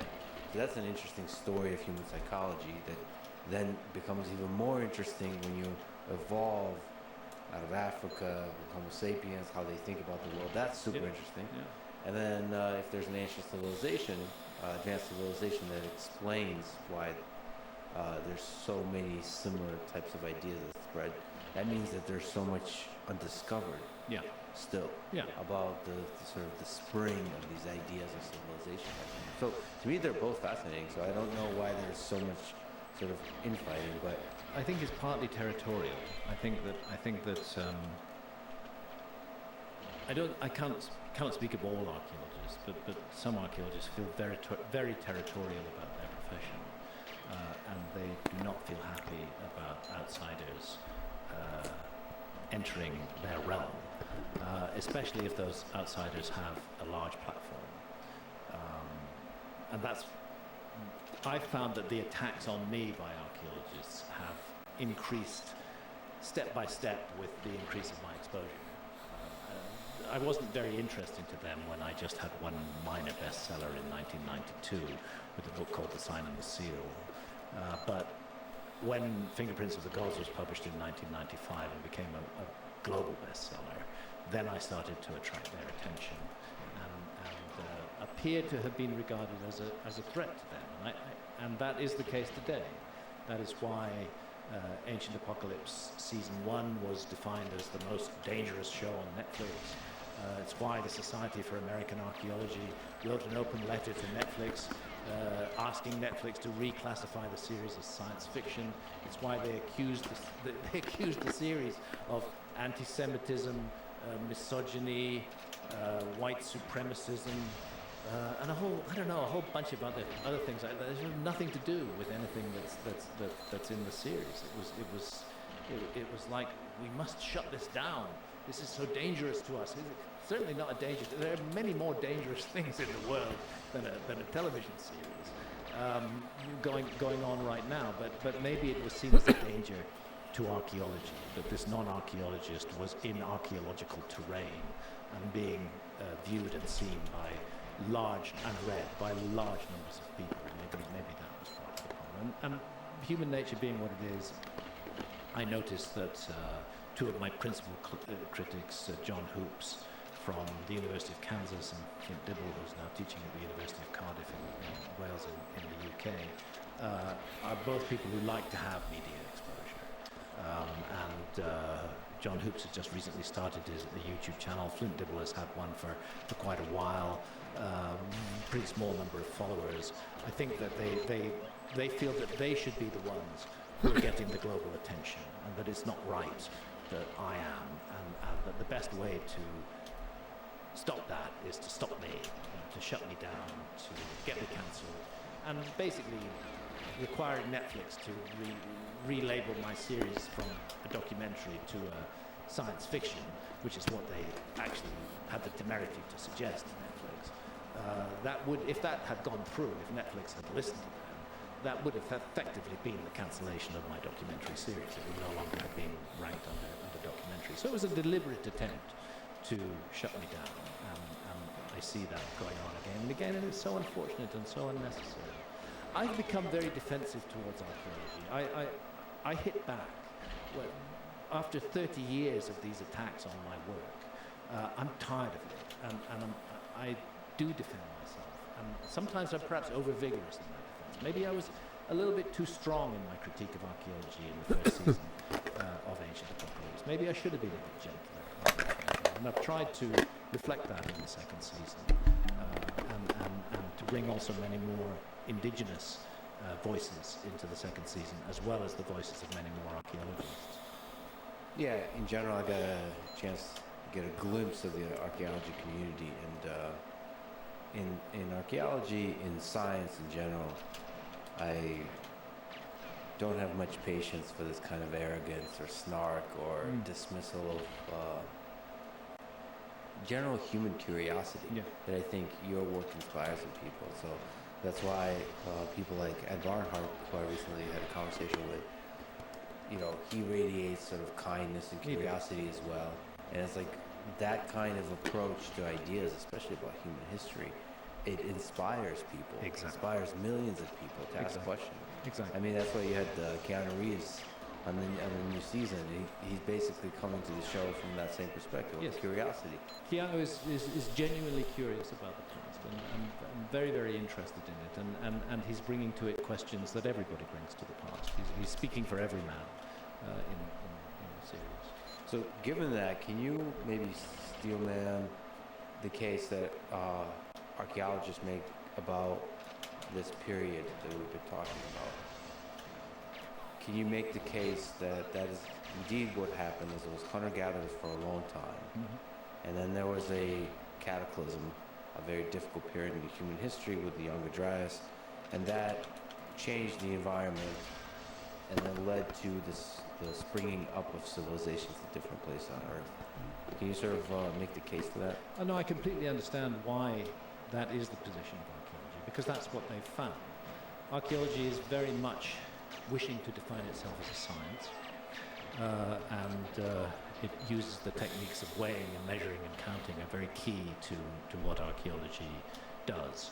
And in what they've found and what they've studied around the world, they don't see any traces of a lost civilization.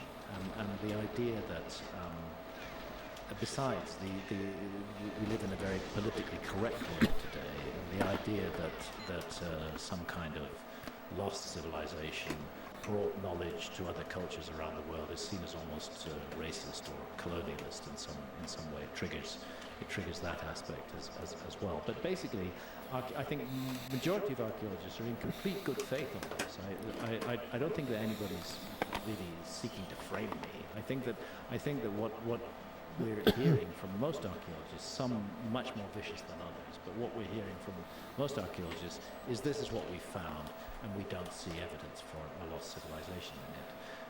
And to that I must reply, please look at the myths. Please consider the implications of the Younger Dryas. Please look at the ancient astronomy. Please look at those ancient maps and don't just dismiss them and sneer at them. And for God's sake, please look more deeply at the parts of the world that were immensely habitable and attractive during the Ice Age and that have hardly been studied by archaeology at all, before you tell us that your theory is the only one that can possibly be correct. In fact, it's a very arrogant and silly position of archaeology, because archaeological theories are always being overthrown. It can take years, it can take decades. It took decades in the case of the Clovis First hypothesis for the settlement of the Americas. But sooner or later, a bad idea will be kicked out by a preponderance of evidence that that idea does not explain. If we can just look back at your debate with Flint Dibble on Joe Rogan Experience, what are some takeaways from that? What have you learned? Maybe what are some things you like about Flint? You said that he's one of your big critics, but what do you like about his ideas, and what were you maybe bothered by? First of all, just very recently, and it can be found on my YouTube channel and it's signaled on my website, I have made a video, runs about an hour, which looks at a series of statements that Flint made during the debate, which I was not prepared to answer. And it turns out that some of those statements are not correct. The notion, for example, that there were 3 million shipwrecks that have been mapped. Flint actually uses the word mapped, 3 million shipwrecks that have been mapped at one point in the debate, and I've put that clip into the video that I brought up. That is not a fact, that is an estimate, a UNESCO estimate. And actually in the small print on one of the slides that he has on the screen, you can see the word estimate, but he never expresses that word out loud. So those who are listening to the podcast rather than watching it wouldn't even have a chance to see that. And I, sitting there in the studio, didn't see that word estimate either. And I didn't know that. I thought, my God, Flint has a point here. If there have been 3 million shipwrecks found and mapped, if that's the case, the absence of any shipwreck from a lost civilization of the Ice Age is a problem. But then I discovered that it isn't 3 million shipwrecks that have been mapped. It's much, much less than that. And maybe it's 250,000. Still a large number, but most of them from the last 1,000 years. And unfortunately, what Flint didn't go into, and perhaps he should have shared with the audience, and again I go into this in the video, is that there is indisputable evidence that human beings were seafarers as much as 50 or 60,000 years ago. The people in Australia involved a relatively short, 90 kilometers, 100-kilometer ocean voyage, but nevertheless it was an ocean voyage, and it must have involved a large enough number of people to create a permanent population that wouldn't go extinct. The settlement of Cyprus is the same thing. It was always an island, even through the Ice Age. Come on, what? No ships have survived that speak to the settlement of Australia, and no ships have survived that speak to the settlement of Cyprus either. But that doesn't mean that thing didn't happen. I should just linger on this, because for me it was, the shipwrecks thing was convincing, and then looking back, first of all watching your video, but also just realizing the people in Australia part. That's mind-boggling. 50,000 years ago. Just imagine being the person standing on the shore, looking out into the ocean, standing on the shore of a harsh environment, looking out into the ocean. Yo, what is up, Cyrus? Deciding that, you know what, I'm going to go towards near certain This death. other Cyrus. And explore. Cyrus Schmidt. What's up, bro? You can't see 90 kilometers. Humans did it. Yeah. Sorry to dox you on stream. And I suggest that That one was pretty close. with a few pioneers who made the journey there and back. They But ventured none to today. and lo I and am pretty behold, close though. after a 2 or 3 day voyage, they ended up on a coastline. It's a good run. This is the best run of tonight. Got by relatively straightforward island hopping, where each island is within sight of each other as far as Timor. Bro. And when you get to Timor, suddenly you can't island hop anymore. There's some expansive ocean that you can't see across. But that urge to explore, that curiosity. Thanks, man. Yeah, I feel like I'm warming up. I just ordered some food. The human I'm gonna eat some condition food and would gonna play some more. undoubtedly Dude, I'm really close though, man. Like, and even be willing to risk their life. what I'm worried about now is like I'm That first starting weapon to launch cheat, of not what lay cheat, beyond but that like strait would have what's the undoubtedly word? been undertaken by very I'm few. starting to take second cam a little Not enough more to certain, create which is permanent slowing my time population down, in which is Australia. might be a But when they came 23. I've back had a with the bunch of good 23 news, dupes, but There's a whole land there. That's the I had 23 land dupe that where I the was geographers call I Sahul. was trolled at the end. Just as It was so Sunda, dumb. I was came the out of the Ice pause Age and the guards Indonesian boosted me to the Malaysian side of the tradition door. all joined together into one landmass. It was really dumb. So Sahul was New Guinea joined to Australia. So they would have made landfall in New Guinea. And then It's close, bro. It's they close, think, man. well, here is Thanks, this brother. vast, open, incredible land.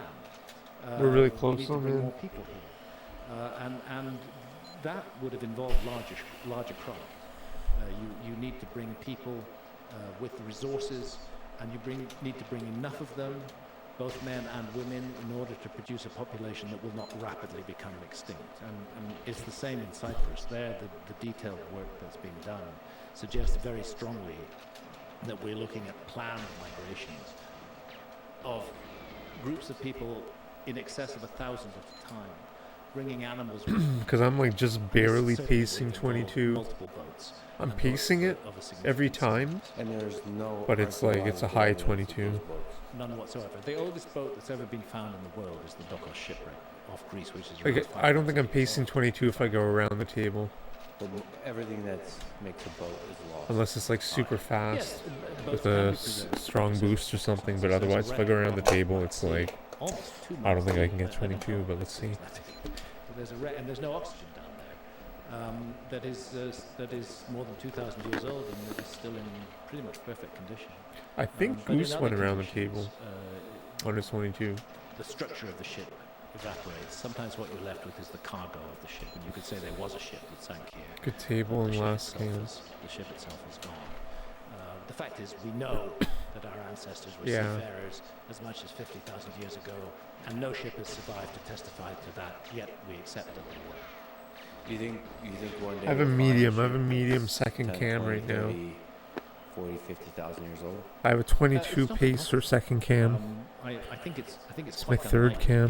given the very thin survival And of ships, fourth. the further back you go in time, with the oldest, as I say, being about 6,000 years old now. Pretty much. And then Yeah. the other thing to take into account No, but is you're right though. the Younger Dryas event itself and the cataclysmic circumstances of that event.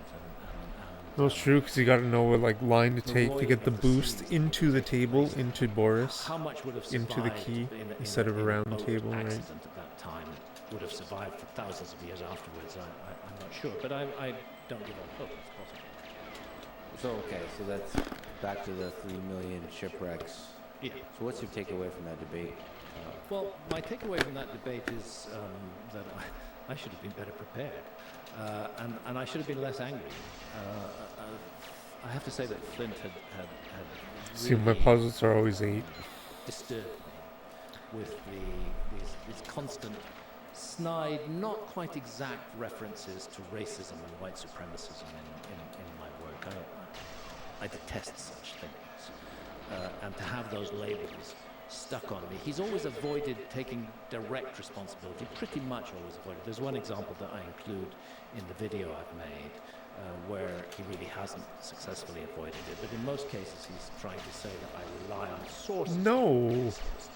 But that he's not saying that I myself am a racist. But the end result of those statements is that people all around the world came to the conclusion that Graham Hancock is a racist and a white supremacist. And that really got under my skin, and it really upset me. And I felt angry about it, and I felt that I was there to defend Ancient Apocalypse Season 1, whereas in fact what I was there to do was to listen to a series of lectures where an archaeologist tells me what archaeologists have found, and that somehow I'm to deduce that from what they have found, they're not going to find anything else.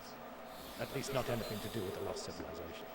Listen, I feel you. I've seen the intensity of the attacks, and the whole racism label is the one that can get under your skin. And it's a toolbox that's been prevalent over the past, let's say, decade, maybe a little bit more, as a method of cancellation. Yeah. When a person has That's what they say. it's the opposite of racist very often. It's kind of hilarious. They try to watch, stay. but it can get under your skin, especially when you have certain dynamics that happen on the internet where it seeps into a Wikipedia page, and then other people read that Wikipedia page, and you get to hear it from like friends.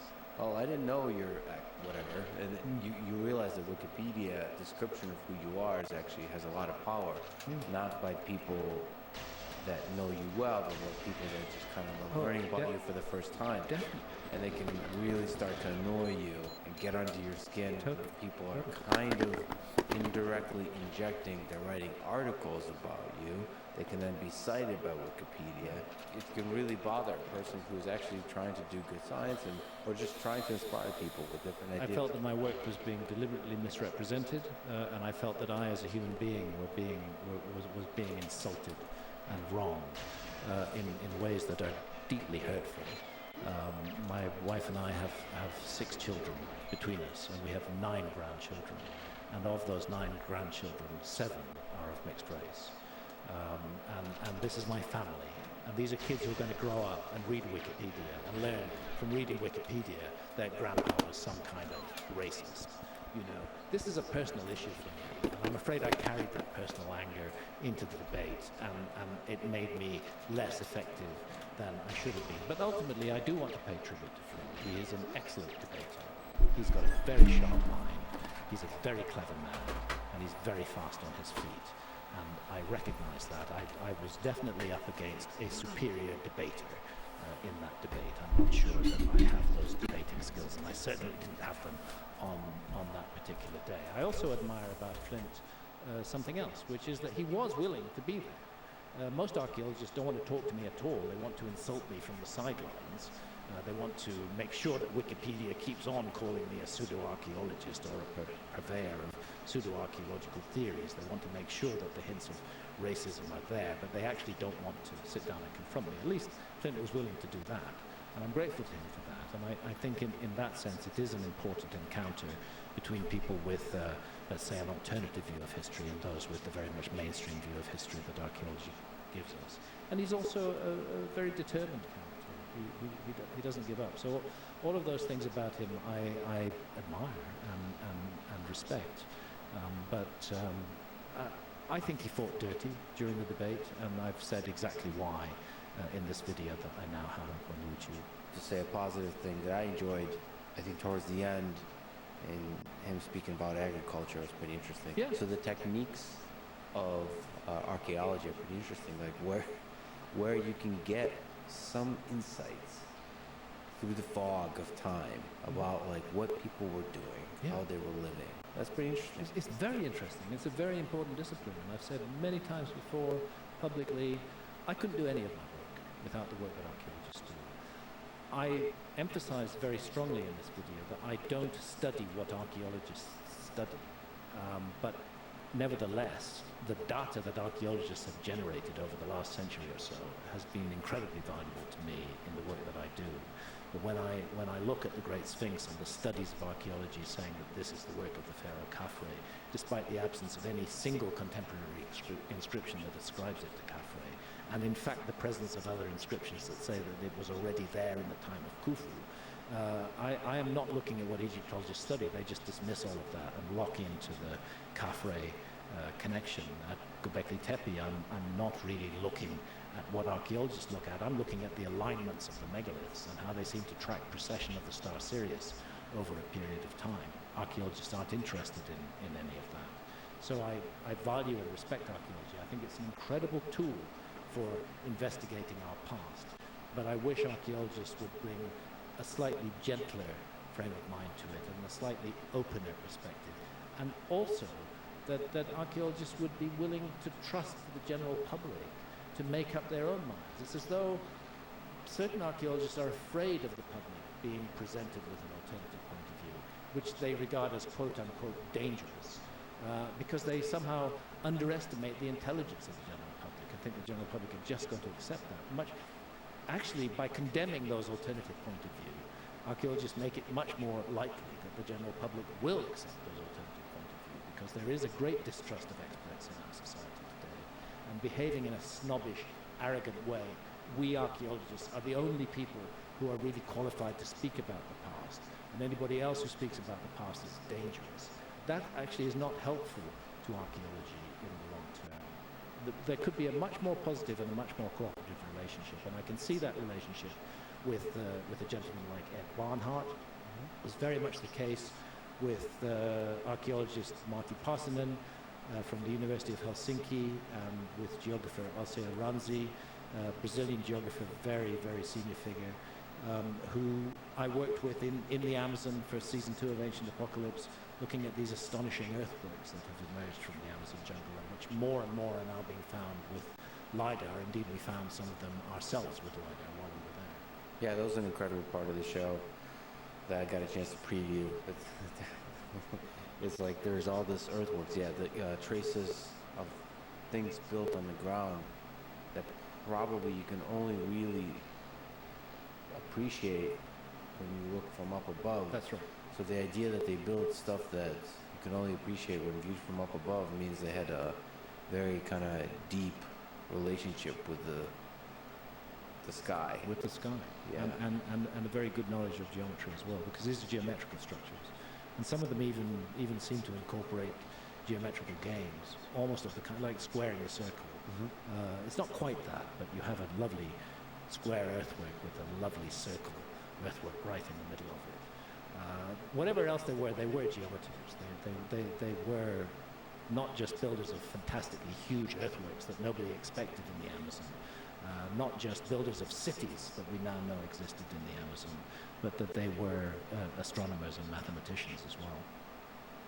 Everything we're talking about is so full of mystery. It's just fascinating, especially the farther back we go. That's what I love about the past, is the mystery that's there. And that's another thing that I regret about some archaeologists, is that their mission seems to be to drain all mystery out of the past, to suck it dry like some kind of vampire, sucking the blood out of the past, and to reduce it to a series of numbers that appear to be scientific. I think that's most unfortunate. The past is deeply mysterious. The whole story of life on Earth is deeply mysterious. I mean, we were talking about the timeline of human beings, but if you go back to the formation of the Earth itself, if I've got the figures right, it's about 4.5 billion years ago that the Earth supposedly formed. It was then incredibly hot and inhospitable to life for the next several hundred million years. But it was actually Francis Crick who pointed out something odd, that within 100 million years of the Earth being cool enough to support life, there's bacterial life all over the planet. And Crick wrote a book called Life Itself that was published in 1981. And he suggested that life had been brought here by a process of panspermia. Now that's an idea that's around in circulation, that comets may carry bacteria which can seed life on planets. But Crick actually in Life Itself was talking about directed panspermia. He envisaged, this is Crick, not me, he envisaged an alien civilization far away across the galaxy which faced extinction. Perhaps a supernova was going to go off in the neighborhood. They were highly advanced. Their first thought might have been, let's get ourselves off the planet and go and populate some other planet, but the distances of interstellar space were so great. So their second thought was, let's preserve our DNA. Let's put bacteria, genetically engineered bacteria, into cryogenic chambers and fire them off into the universe in all directions. And the bottom line of Crick's theory, Life Itself, is one of those cryogenic containers containing bacterial life from another solar system crashed into the early Earth, and that's why life began so suddenly here on Earth. If we as a human civilization continue, I think that is a one way to create backups of us elsewhere in the universe, given the space, is to do a life gun and shoot it everywhere. Yeah. And it's just plants. Yeah. And you kind of hope that whatever is the magic that makes up human consciousness, and if that magic is already there in the initial DNA of Guys, they had the potential for that magic. a 2-for-1 cheeseburger deal and a 2-for-1 pizza deal. And I wanted to eat both pizza and hamburgers, so I got both. And I'm saving. I'm eating one burger now and having one pizza now. Saving the rest for like tomorrow or later tonight or something. I'm fucking pretty hyped about it, bro. It's not even gonna lie. It's insane. And as you were mentioning, there's just so many interesting mysteries along the way. And it was delivered by the same person. So I ordered through Uber Eats, Years, making it both efficient. So it seems like life is pretty good. And just like single-cell organisms. That there's no need for multicellularity. It's just a real experience from two different locations. So why is that? It seems like you could adapt much better if you're a more complicated organism. It took a really long time to take that leap. Is it because it's really hard to do? And what was the forcing function to do that kind of leap? And the same, I mean, for us to be selfish and self-obsessed, for us humans, like what was the magic leap to Homo sapiens from the other hominids? And why did Homo sapiens win out against Neanderthals and the other competitors? Why are they not around anymore? So those are all fascinating mysteries, and it feels like the more we propose sort of radical ideas about our past, take it seriously and explore, the more we'll be able to sort of figure out that puzzle that leads all the way back to Homo sapiens and maybe all the way back to the origin of life on Earth. Yeah. I think that Homo sapiens is the tail end of a very long, deep series of mysteries that goes back right to the beginning of life on this planet, and probably long before, actually. Delivery driver said the burger shop was chaos.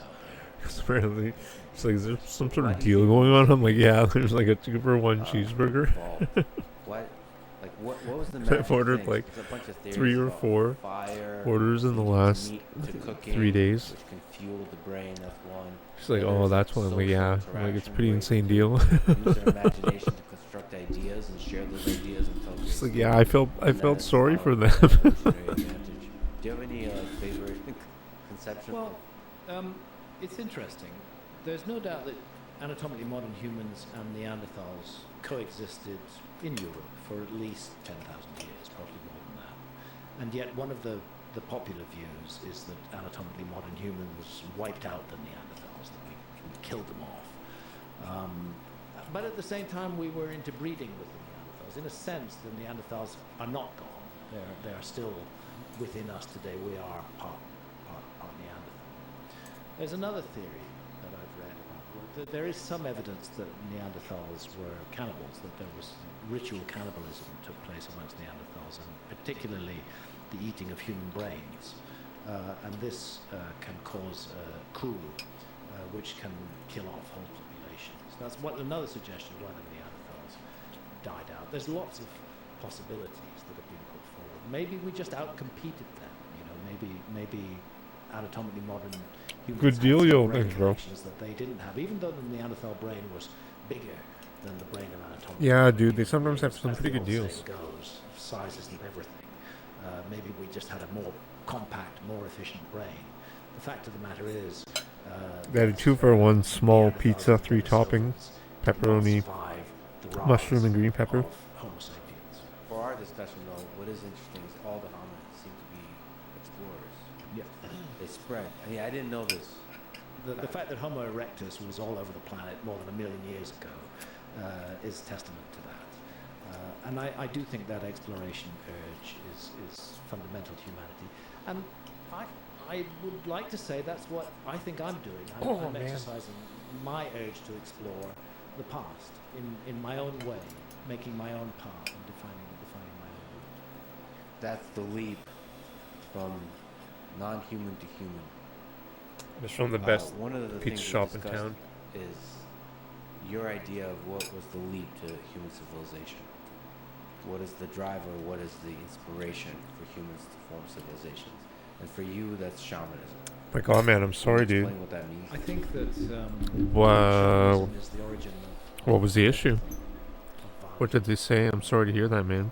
Humanity. I think it was the Teeth earliest are so important. science. When I spend time with I take a lot of care of my shamans teeth. in the Amazon, I observe people who are constantly experimenting with plants. Had a lot of Very work with done on my teeth. I had a lot of surgery and braces a and pinch of that in different forms, for example, of the ayahuasca brew, to see if it enhances it or makes it different. cavities. All, man, I'm sorry, dude. The invention of curare is a remarkable scientific feat, sorry, brother. which is entirely down to shamans in the Amazon. They are the scientists of the hunter-forager So fucked, man. state of society. Oh, I hear they ya. were the ancient leaders of human civilization. So I think all Oh yeah, all it's way too civilizations expensive, man. arises It's out of ridiculous. shamanism. And They're so shamanism greedy, is a man. naturally scientific endeavor The where greediest people in the world. experimentation is undertaken and exploration and investigation of the environment around us. And what I'm suggesting is that one group Yes, I am anti-dentite. went a bit further than other groups did. Greedy and bastards. used that study of the skies and developed navigational techniques and were able to sail and explore the earth. But that ultimately what lies behind it is the same curiosity and investigative skill that shamans are still using in the Amazon to this day. Yeah, you still got to do the I 6 do month see them cleaning. as scientists in a very You really proper do. use That of does the help a But lot. do you think something like Oh, yeah, ayahuasca sure. is a part of that process? Yes, Criminal. Ayahuasca is the result of shamanistic investigation of what's available in the Amazon. Of course, ayahuasca is all the fad in Western industrialized societies today, and some people see it as a miracle cure for all kinds of ailments and problems. Perhaps it is, perhaps it can be in certain ways. Ayahuasca itself is not an Amazonian word. It comes from the Quechua language, and Yeah, it means bro. the vine of I'm soul. sorry, dude. I hope you're doing okay, though. The vine of the dead. But the ayahuasca vine is only one of What are you eating? Did you eat today? the ayahuasca brew.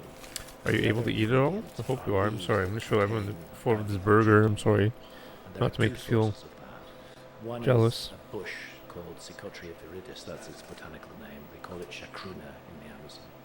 And its leaves are rich in dimethyltryptamine DMT, which is Compared to my arguably the most fist. powerful Here's my psychedelic, fist. Known to science. The other source comes from another vine, Diplopteris caprifera, Yo, what up, man? which Shows an the amazing leaves of burger, that yeah, dude. vine also contain DMT. So the Thank you, ayahuasca brother. vine on its own What up- is what up, not sailor? going to give you a visionary journey. And the leaves that contain DMT Sorry, man. on their own, whether they come from Diplopteris or whether they come from chacruna, are not going to give you a visionary journey. And the reason they're not going to give you... Did you eat today? Yo, what up, Scotty? is because of Making the face. enzyme What up, man? monoamine oxidase in the gut. I'm going to eat it. I'm Shuts going to do down it. DMT when absorbed orally. Basically, It was so DMT funny, the delivery is not person. accessible. Is there some sort of deal going on at that burger shop? It was really crazy in there. That's I'm what I like, mean. yeah, there's a 2-for-1 cheeseburger deal. There's so many tens of thousands. She's like, oh, I feel hundreds of sorry for them. thousands of different species of plants and trees in the Amazon. And they've gone around. It's like, yeah, I've ordered from them the last, every day the last week. Can produce these extraordinary. It's a place called Law Just and imagine the number of Orders. plants they had to have eaten. Yeah. It consumed and smoked, or used all kinds of combinations to arrive at that. Exactly.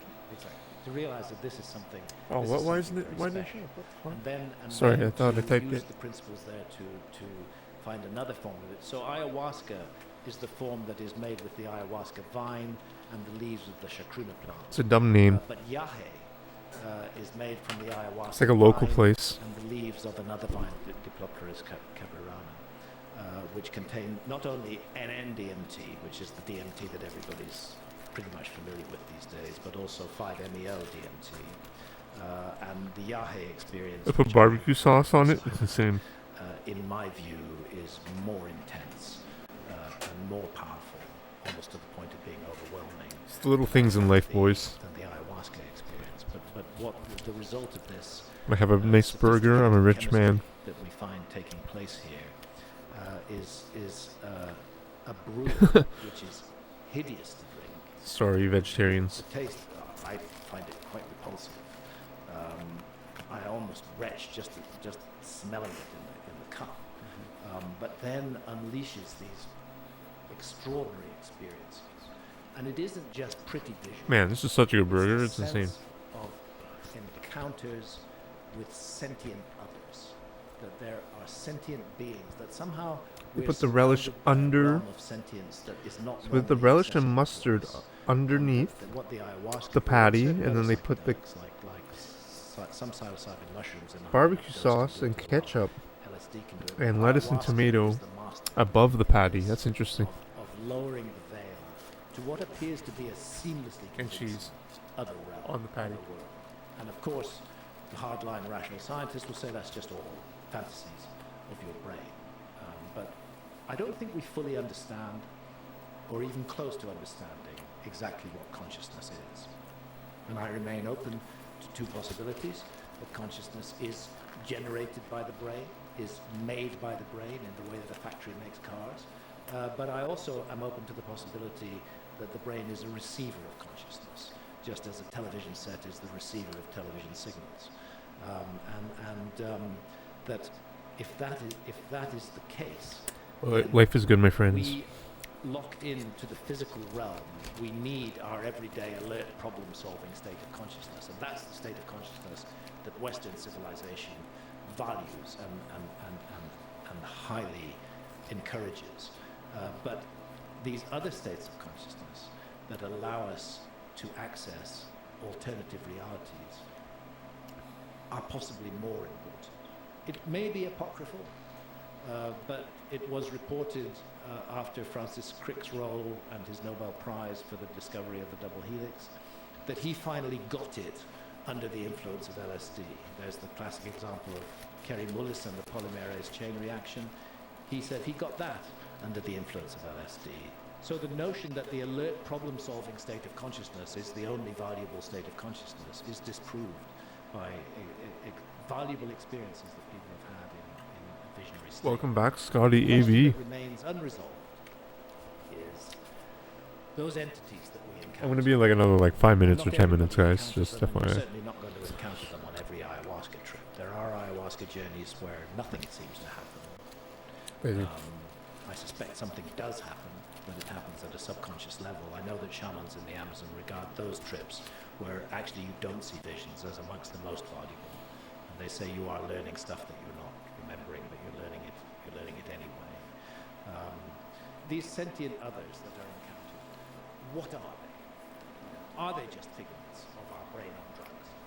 Or are we actually gaining access to a parallel reality which is inhabited by consciousness, which is in a non-physical form? And I'm equally open to that idea. I think Oh, really? Maybe what is going on. Yeah, it is pretty wild. But the other thing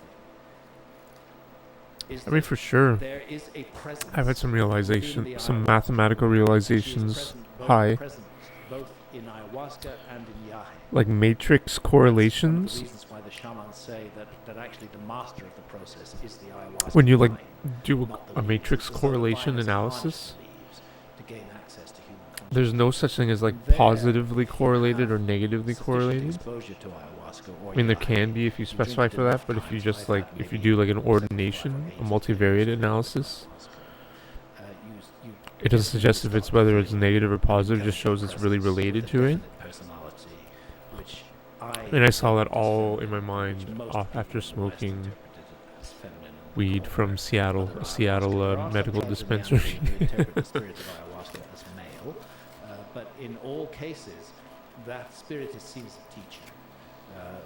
That's fundamentally what ayahuasca is. It's a teacher, and it teaches moral lessons. And that's fascinating, that the mixture of two plants should cause us to reflect on our own behavior and how it Actually may have saved hurt us and because damaged and affected others. We were going to And fill us conclude with a incorrectly, powerful wish not to repeat that. saying it was positively correlated, but in reality, there is no positive and negative The with more matrix baggage you correlation. carry in your life, Thank harder you, it is that thank you, ayahuasca Sour Diesel, until it forces you from the to Seattle confront Medical and take Dispensary. responsibility for your own behavior. And that is an extraordinary thing to come from a plant through in that way. And I think I think ayahuasca is the most powerful of all the plant medicines. For It's hilarious. That was- accessing dude, these mysterious That realms. was, And dude, there's I no was in doubt the, I you was can fucking, access them. They're all tryptamines. They're all related to one another. I was one in way. Seattle, You can access them through 2012. LSD, and you certainly can access them through psilocybin mushrooms as well. Dude, are you seriously, Both possibilities as you described. are you seriously gonna do that? That's awesome, bro. They're kind of akin to each other. I would love to get into I cannabis wonder what genetics, the limit seeds. That'd be amazing. of the brain's capacity is to create imaginary worlds. We become the next strain hunters on seriously YouTube. Make them real. We and go to in like those Thailand. worlds, explore Yes, are you serious? and have real Bro. sort of moral, deep Oh, brainstorming LOL. sessions. I do it. With those I have a resume. It's almost like I have a the portfolio power I of could the show human you. mind to imagine, taken to its limit. I have some photos of And the plants I curious grew. thing is the same iconography. I think I showed them before. I can show them. I can see if they're on my computer. I don't know if they are. I think they're on my old computer. I gotta see. In Europe, in the cave of Lascaux, for example, and of course they had access to psilocybe mushrooms in prehistoric Europe. There's a remarkable commonality in the imagery that is painted. I would totally do that. I like to give credit. The thing is with seeds, there are two names that need to be mentioned. It's weird because like, what are you gonna use? How are you gonna get the best genetics? His book, Food of the Gods, I guess you can the idea very get bagweed and mix it with a feminized, like ultra high quality strain. You get seeds, but it wouldn't be feminized.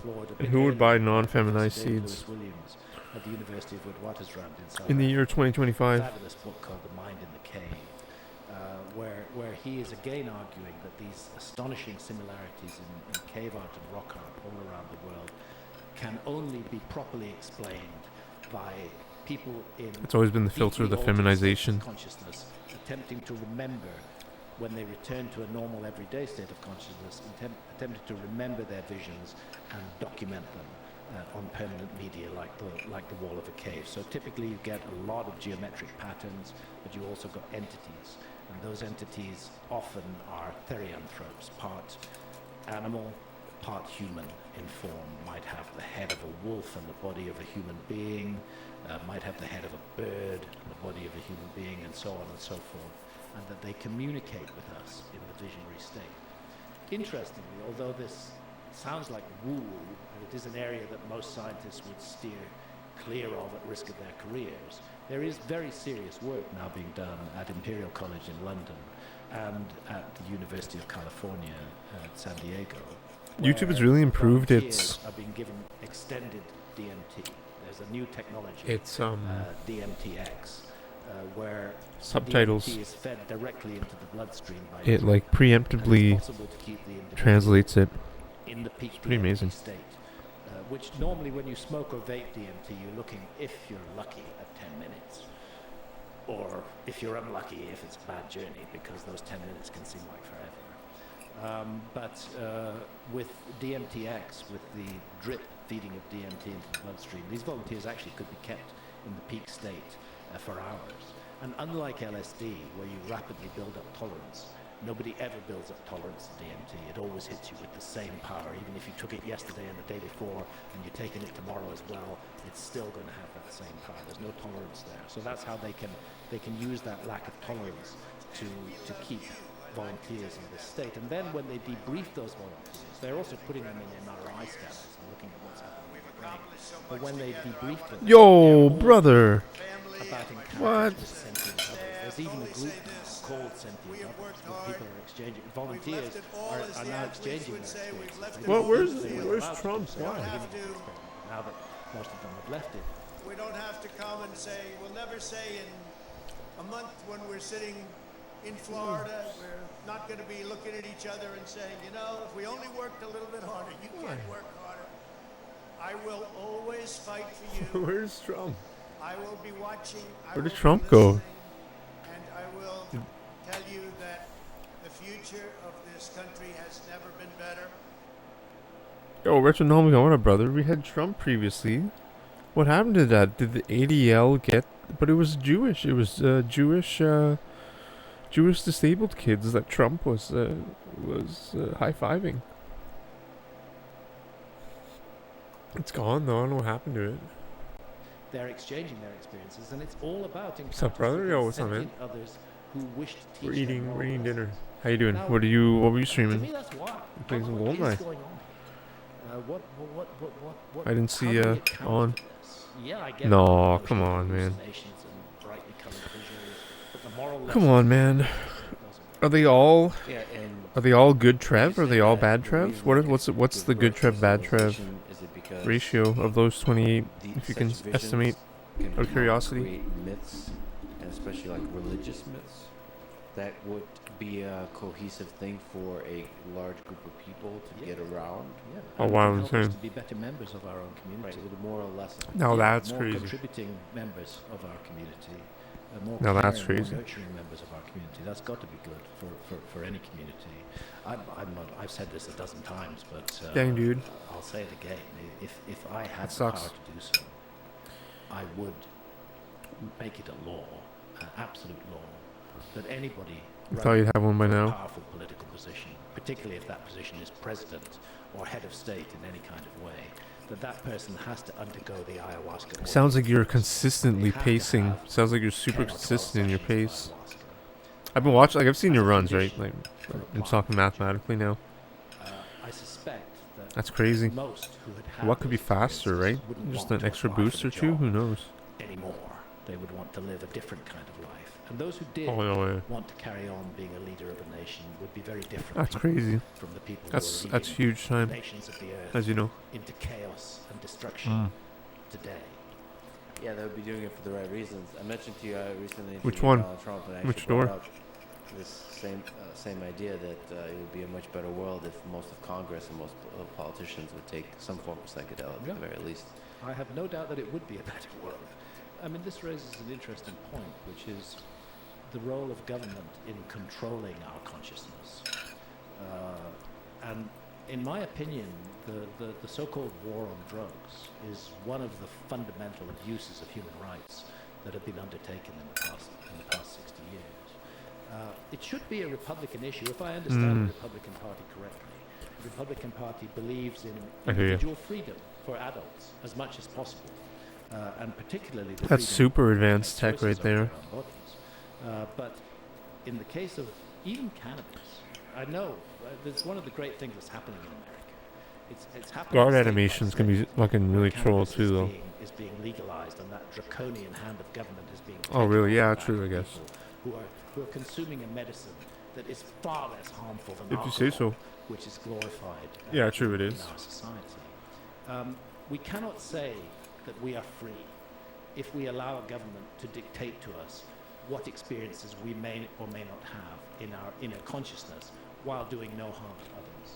And the point there is, we already have a whole raft of laws that deal with us when we do harm to others. It's okay, man. Do we really need laws that tell us 43 what we is may insane. or may or may not experience in the inner sanctum of our own consciousness? 43 I think it's a is fundamental violation crazy. of adult sovereignty, and we would have much less. Definitely drug be like problems a if landmark. these drugs were all legalized and made available to people without shaming them, without punishing them in any way, but just part. Alright, I'm gonna get one more social life. And then you could be pizza. sure Might eat that you're other getting a burger good right now, product actually. rather than really shitty product, which has been cut with all sorts of other things. Ultimately, Oh my god, I think I'm the gonna way do that. forward is for adults to take I'm calling me out, buddy. responsibility for their own behavior, and for society to allow that to happen, and not to have big government taking responsibility for decisions off the that bed. should be in the hands of I hear you, brother. And for me, I also, hear you, it's man. exciting some of Peace these out, yo. Thanks for the raid, man. substances like psilocybin Yo, thanks for the being integrated raid. for scientific studies, large scale.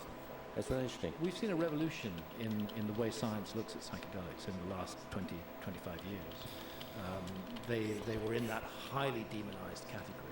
But again, it's one of those paradigms which gets overwhelmed by new evidence, and it began to be realized. Yo, that, peace. that, Yo. psilocybin Peace, brother. and other psychedelics are very helpful in a range of conditions from which people suffer. Post-traumatic stress disorder, the fear of death when you're suffering from terminal cancer can be overwhelming, and it's been found that psilocybin can remove that. Deep depressions can be evaporated with one single massive psilocybin journey. They just go away. There's really good science on this, and they are being integrated into conventional medicine more and more. We'll see it happening. I'm not sure if it'll happen as fast as I would like to see it happen in my lifetime, but it is going to happen. Yeah, I actually just recently found out that you had a TED Talk, War on Consciousness, that was taken down. Yeah. And that was just part of just the general resistance. Because it wasn't a radical.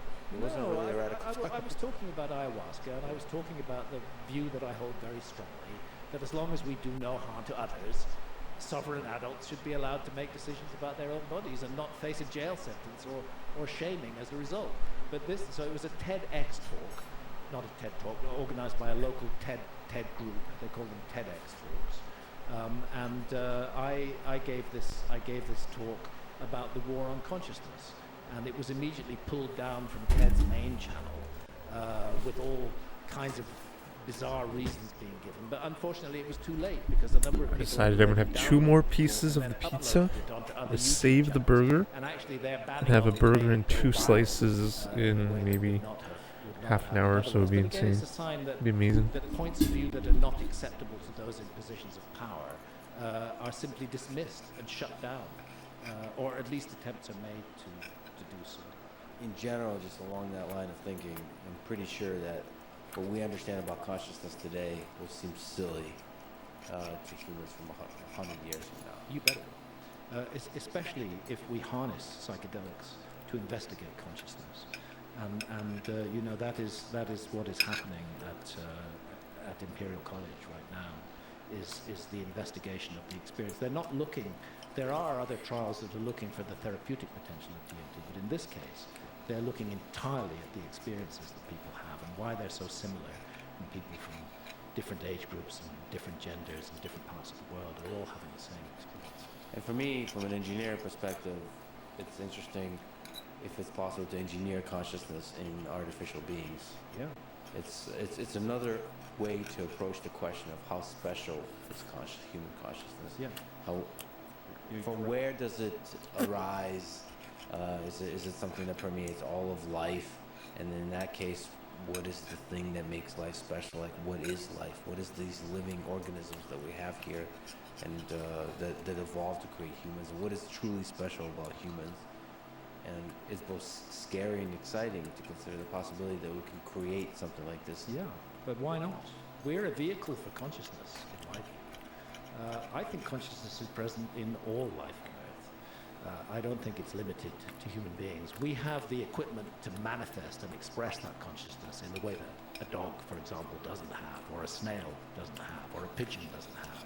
But when I look at 2 pigeons sitting on my garden fence and rubbing up close to each other and enjoying each other's company and taking off together and hanging out together, I think they're conscious beings. And I think consciousness is everywhere. I think it's the basis of everything, and I suspect that fundamentally consciousness is non-physical, and that it can manifest in physical forms where it can then have experiences that would not be available in the non-physical state. That's a guess. That'd be a fascinating, because then you can construct all kinds of physical forms Yeah. to manifest the consciousness. Let's see if consciousness enters, if they become conscious. Isn't there some suggestion that artificial intelligence is already becoming conscious? That makes humans really uncomfortable. Yeah. Because we're at the top of the food chain. We consider ourselves truly special, and to consider that there's other things that could be special is scary. Well, look how other people make us uncomfortable too. I mean, look at the state of the world today. All the conflicts that are raging. That's because we're afraid. When I say we, I'm speaking nation by nation. We are afraid of other people. We fear that they're going to hurt us or damage us in some way, and so we seek to stop that. It's the root of many conflicts, this fear. And so fear of AI may not be such a good idea. After all, it might be very interesting to go down that route and see where it comes. Certainly, in terms of exploring consciousness, it is very interesting.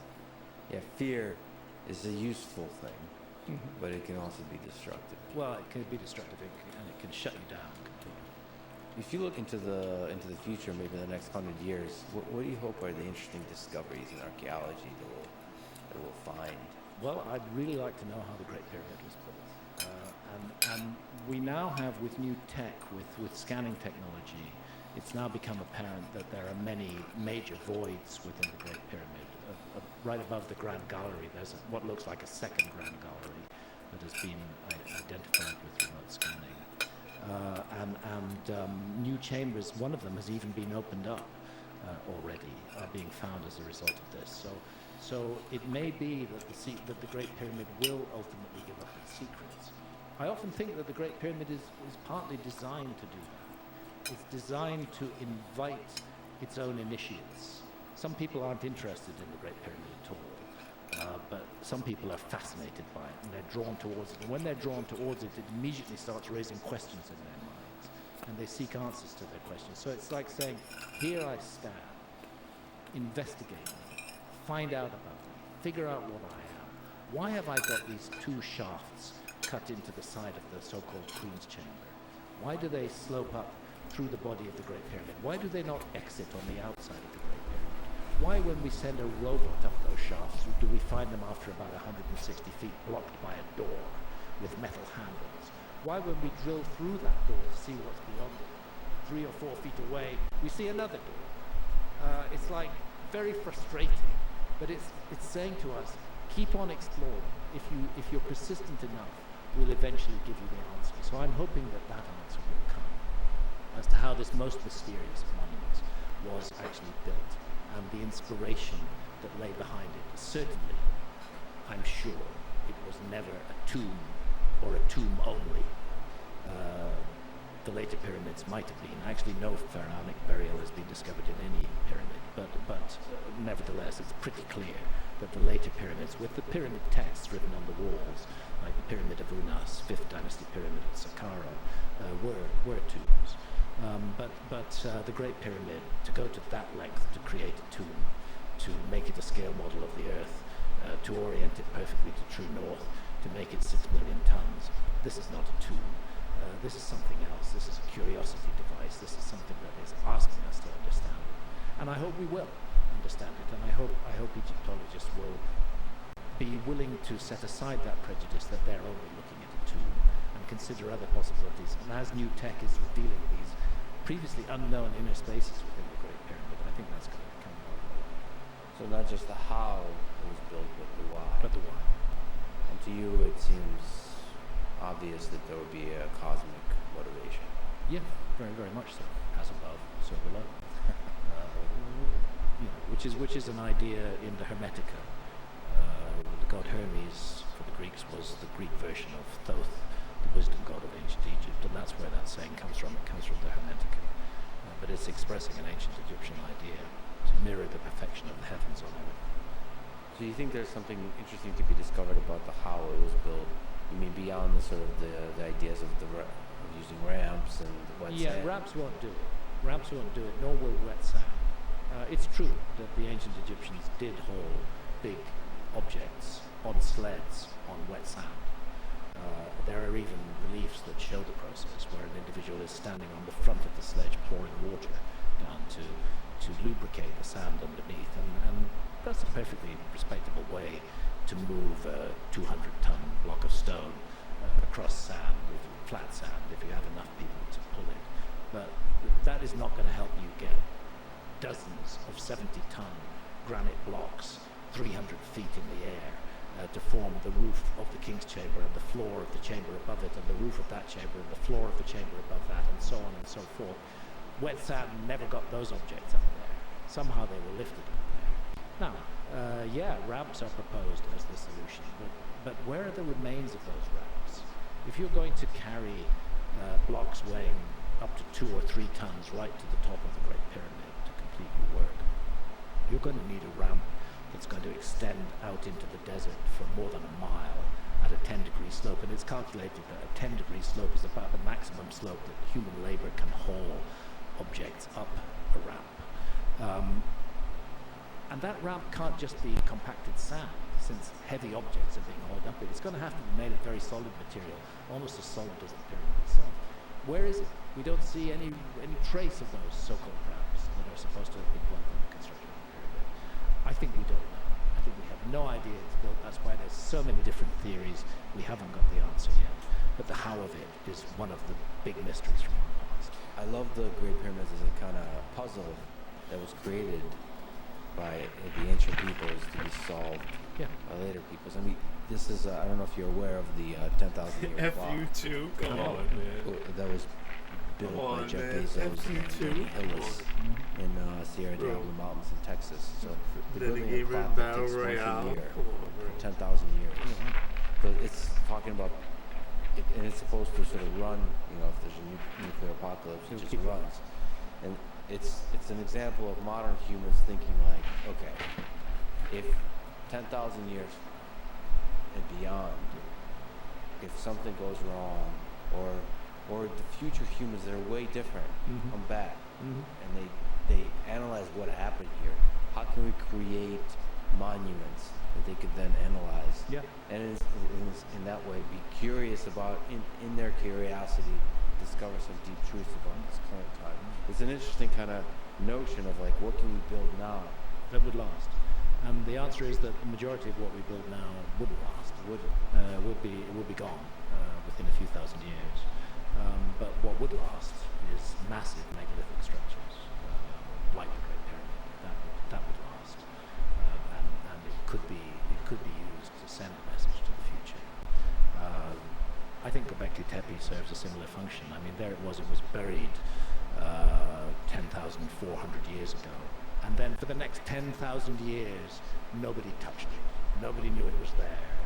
It took the genius of Klaus Schmidt, the original excavator, to realize what he'd found and what it was. But the great thing about the sealing of Göbekli Tepe, the deliberate burial of Göbekli Tepe, is it means that no later culture trod over it and imposed their organic materials on it and messed up the dating sequences and so on and so forth, or vandalized it or used it as a quarry.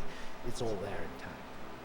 So you mentioned that the pyramids and some of the other amazing things that humans have built was the result of us humans struggling with our mortality.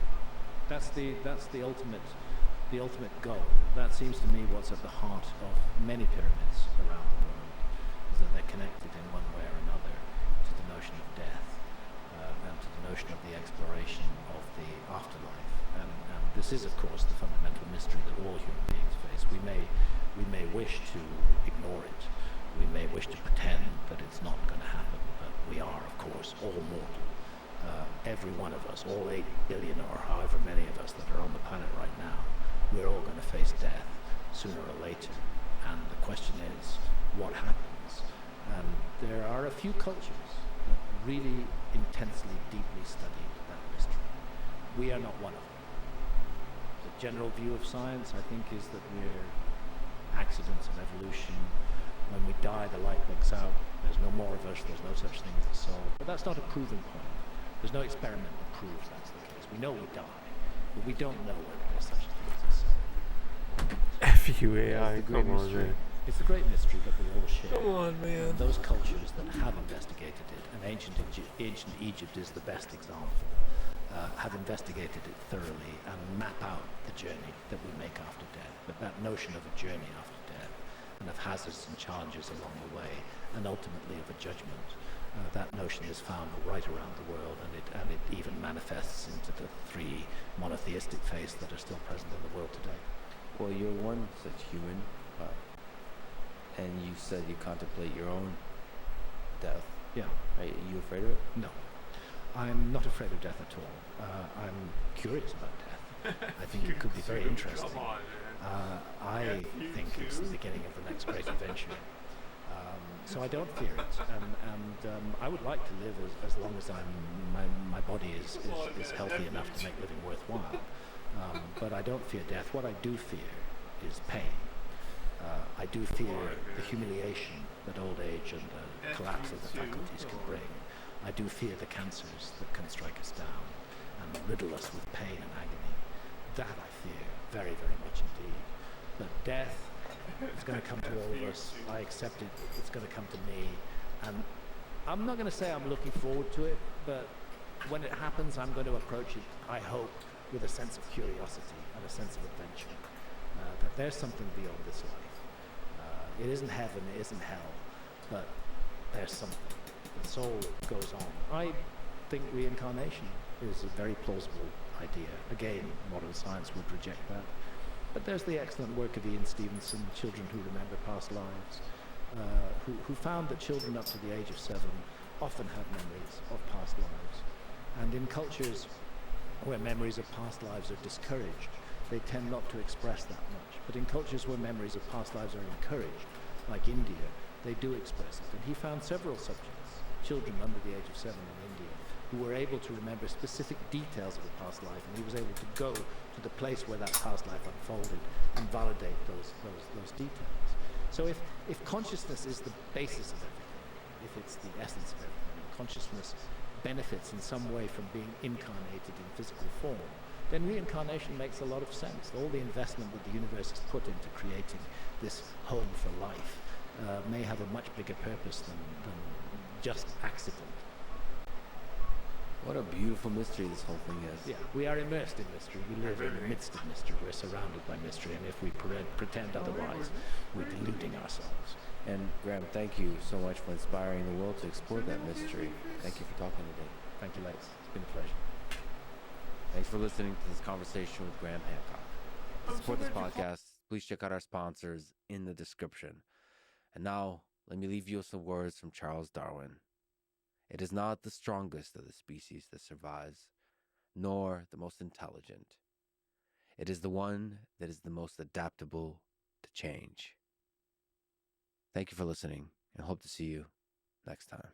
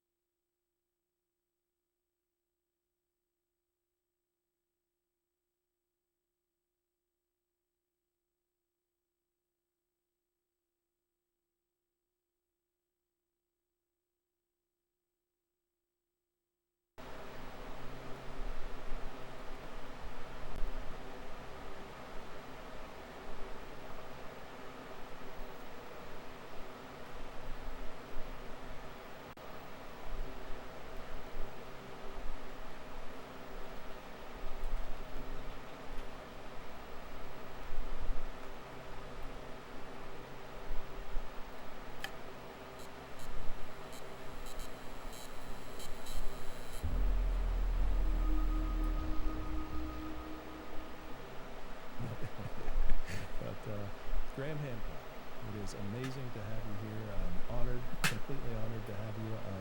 It was great to get to know you last night at dinner along with Santha. You guys are super cool people, and it was a lot of fun. One of the most memorable dinners that I've had in a long time. Well, thank you, and it was great to meet you and Crystal as well, and get to know you guys. And it's great to be here. Thank you for having me on the show. Absolutely. So you have recently launched Ancient Apocalypse 2. Yes, so. That's right. It's a TV documentary series on Netflix.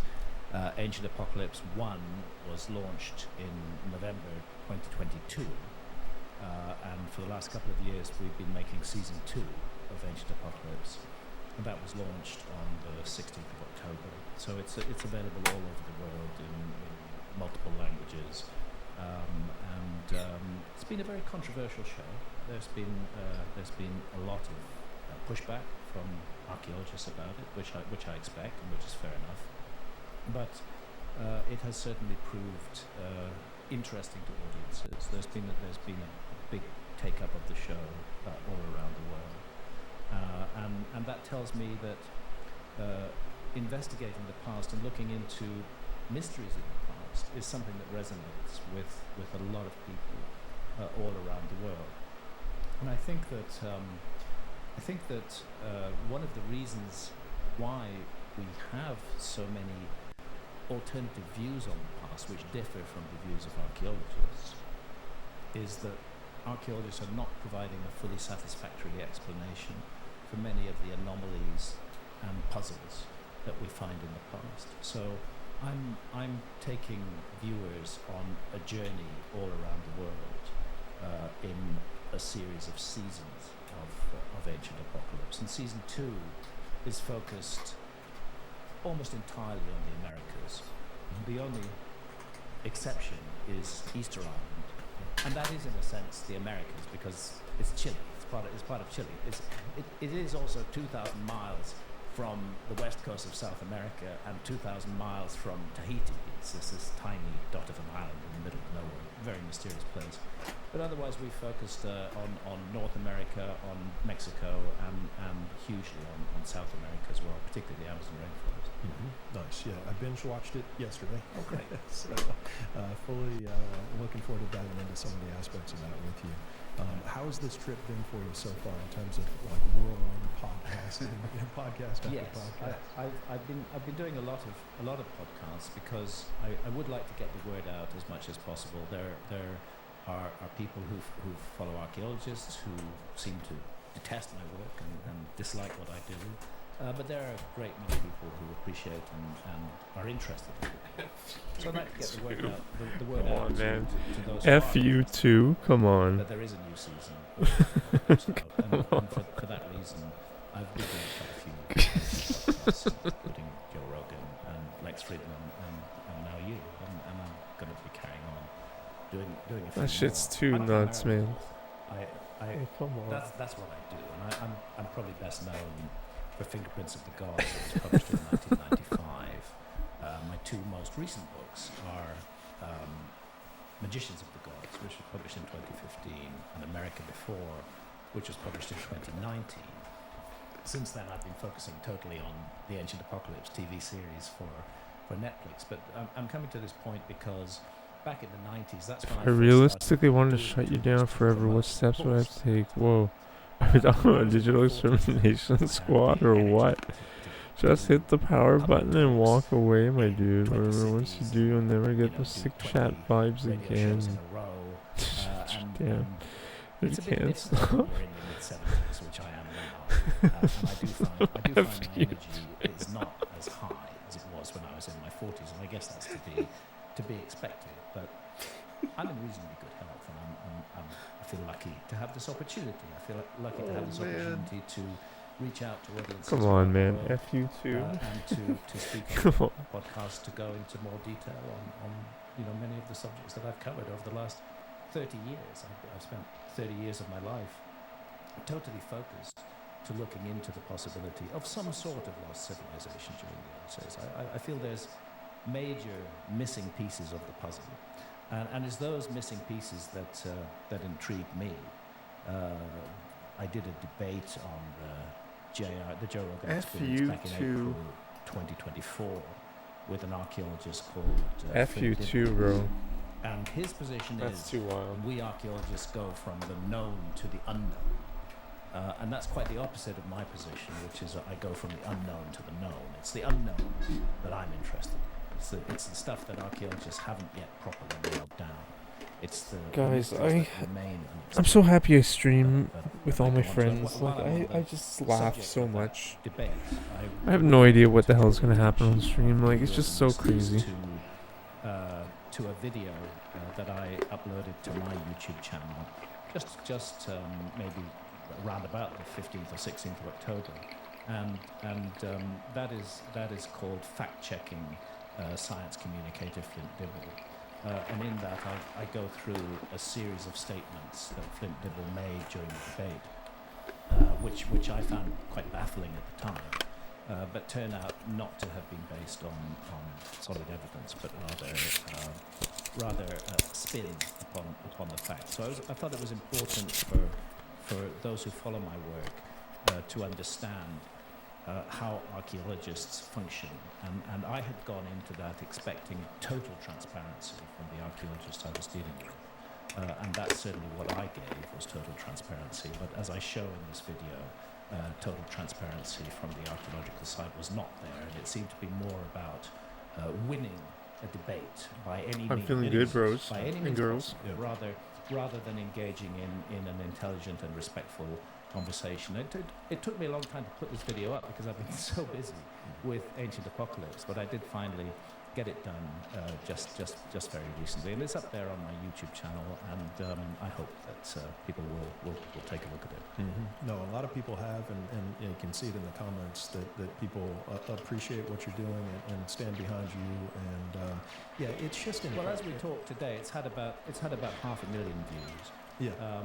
And I hope people will view it and consider what is said in there, and yes, please definitely leave comments. Yeah, for sure. Yeah. It's it was Dan Richards from Dedunking, who's a good friend of mine. He's been on the show. Dan is great. He's great. I'm very fond of Dan. Yep. And Dan has really played an important role in exposing the dishonesty of archaeology in general. Right. I appreciate the support that he's given from my point of view. Dan is totally objective and unbiased. Dan will, he calls his channel Dedunking, but fundamentally he is these days focusing largely on debunking mainstream archaeologists and what they have to say, but he will also debunk the alternative side as well. Right. He'll do both. Right. And if Dan makes a mistake, he'll own up and honestly correct it in the next few days. Very open-minded guy. But there's been so much calculated, vicious, unpleasant, so-called debunking of alternative points of view about the past by mainstream archaeologists and their friends in the media and their followers, that it was high time that a channel was started which is willing to debunk the orthodox positions as well. Right. And that is what Dan is doing very, very effectively. And I'd urge any of your viewers to pay attention to Dan's Dedunking channel on YouTube. There's lots of great content on there. There is. And he's just a really good human being. I'm going to be meeting up with him in a few days' time. Oh, good for you. Okay, excellent. Yeah. We've been, of course, in contact remotely because I live in England. Right. And he lives in up near Spokane. But Yes. we're going to meet up on this trip. And I'm really looking forward to it. Great. Good to hear. Yeah. Why do you think there's so much just animosity towards you and towards? I mean, so on the one hand, you're just an open-minded individual who's exploring possibilities. I like to feel that that's what I am. Absolutely. Everybody has their own point of view. And sure, we all get wedded to No. position, and it's difficult to let it go. No. But I try as far as possible to be open-minded. My position is that what I call mainstream archaeology, and I know archaeologists don't like that phrase, they just want to say archaeology. They're so mainstream that there's no need even to say mainstream. They are hugely influential in shaping opinions about the past, and that influence begins almost at the moment that we go to school. everything that we're going to learn through the school system and that we're going to learn in university about the past is derived from information provided by mainstream archaeologists. And in that way, we're almost taking in the orthodox point of view from the moment that we begin to be able to take information in at all. So it's very dominant, it's very, very powerful. And I don't think that's healthy. I don't think it's healthy for any particular group of people to have a monopoly on something as important as our collective past as human beings. I think it's a terrible mistake. And yet archaeologists seem to feel that they are the only ones who are entitled to speak about the past, and that it's almost like the Roman Catholic Church in the 16th century dealing with heretics. Those of us on the alternative side sometimes feel that these archaeologists want to burn us at the stake because we're representing opposite points of view. And archaeologists have done everything they possibly can. Now that my Netflix series is there, they've done everything possible that they possibly can to keep me out of archaeological sites. We've been able to break through that barrier on a number of occasions. But for example, in season 2 of Ancient Apocalypse, I would have liked to have been present on the ground at Cahokia in Illinois, a site that I visited many, many times before and written about extensively in my 2019 book, America Before, with great respect for the indigenous builders of Cahokia. But because archaeology has sort of spread around this myth that somehow my lost civilization is taking away credit from indigenous peoples, this is being used as an excuse to block me getting access to archaeological sites. So I would love to have filmed at Cahokia, and I'd love to have filmed at Moundville in Alabama. And both those sites were closed to us simply because I'm presenting the story. Now, to me, that is the crudest form of censorship. And yet, at the same time, it's a very powerful force of censorship. Because when you're on camera, you want to be standing in the place that you're talking about. You want to be hands-on, you want to be boots on the ground.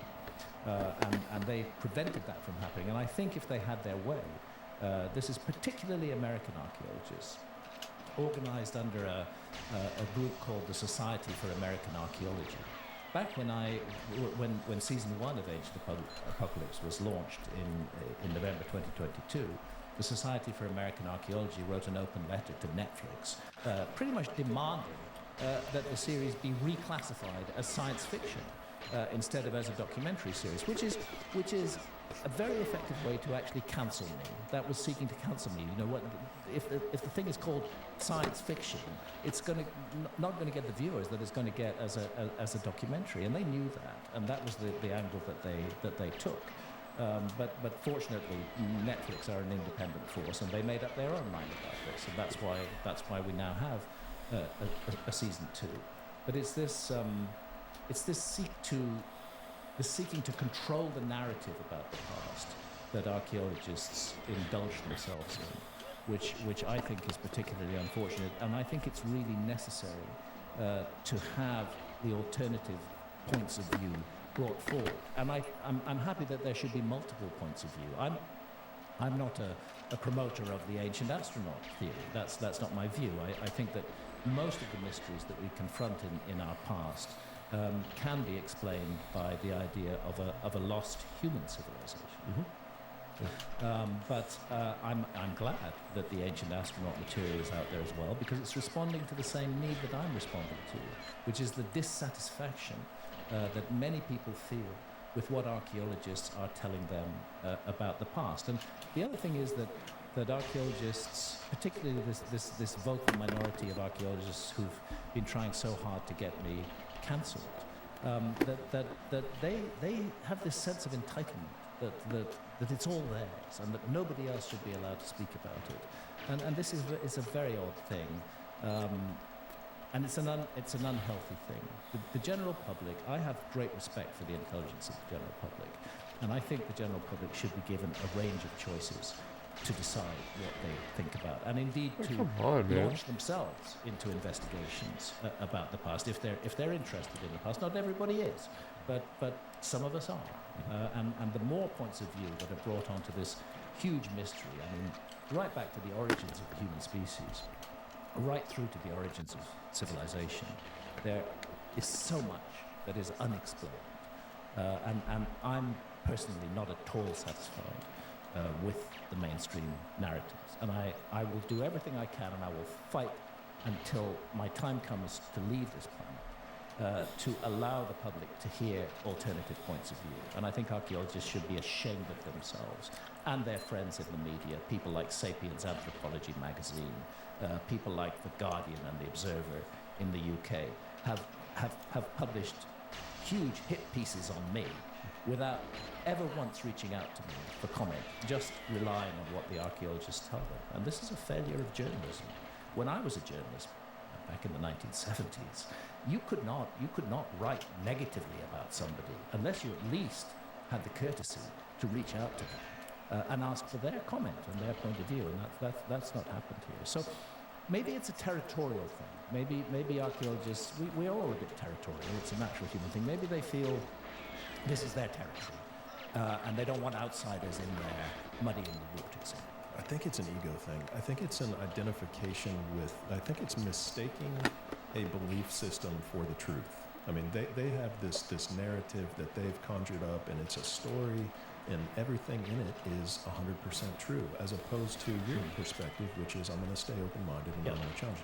This is why a debate format for me, for you, isn't the right format. It's you're really about having discussions with other open-minded people. That's right. And discussions and debates, like when we see the presidential debate, when we see what happens when two closed-minded people who are unwilling to see that there can be another possible alternative start to talk to each other, it's a disaster. And that's what it when people operate under a belief system like that, like Flint, who is at 0% possibility for an ancient civilization. That's where Flint is. That's a belief. Whether it's 100% or 0% is a belief either way, and he can't see that, and so he'll do anything to continue this narrative that he believes in his mind is 100% true, and that's a shame, because then he'll lie, he'll and people will do that. They'll lie. They'll, like you said, I mean, they'll do worse than that. They'll do attack pieces and hit pieces on people, and it's just a shame that we're not able to see that that's what's causing it.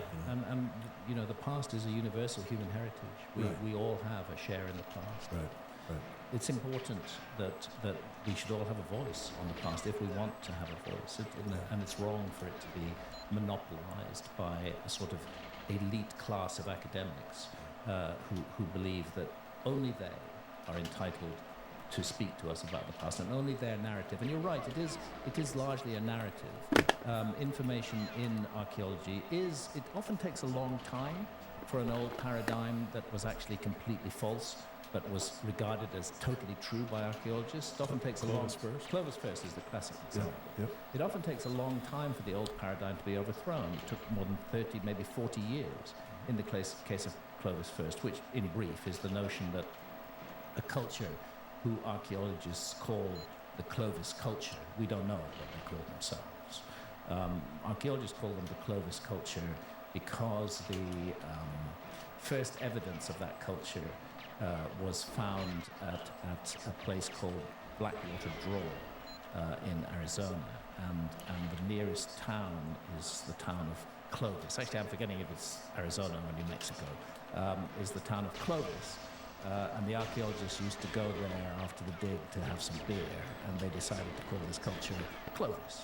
And the view was that those artifacts date back about 13,000 or 13,400 years. And the view was adamantly maintained that there were no human beings in the Americas before this culture. And it took 30 or 40 years of new evidence which proved that humans had been in the Americas much earlier than that, and not only in North America but also in South America and Central America, 30 plus years to overthrow the Clovis first paradigm. And there may even be some archaeologists who are still hanging on to it, who are still trying to, quote unquote, debunk the evidence of an earlier human presence in the Americas. But largely, it's dead in the water now, because new evidence has overwhelmed that paradigm. But what a pity that years were wasted sticking religiously to a particular point of view. And I do really mean wasted, because when you talk about archaeological excavations, the deeper you dig, the older the layers you're digging into.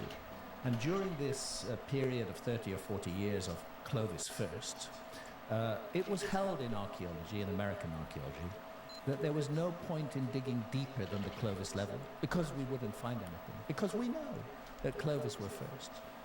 This unfortunately led to a failure of archaeology to investigate the deeper levels. What a waste. That could have been done so much earlier. And lo and behold, when those deeper levels were investigated, evidence of human presence much earlier was found. Right. And instead of welcoming that, the reaction of the elite that control archaeology was to reject it, to insult insult those who had found the new evidence, to try to pretend that they were hoaxers or liars or frauds. I find these words being applied to my work constantly by archaeologists. Without providing any evidence, they say, he's a hoaxer, he's a liar, he's a grifter, he's a fraud. I see that again and again and again, as though by repeating it often enough, they can somehow make it true. But I defy anybody to find any statement I've ever made that is a deliberate, calculated lie. I may have made some honest mistakes, but I'm not here to hoax people or to grift people. I'm here to follow my passion and to share my curiosity about the past with others who are also curious about the past.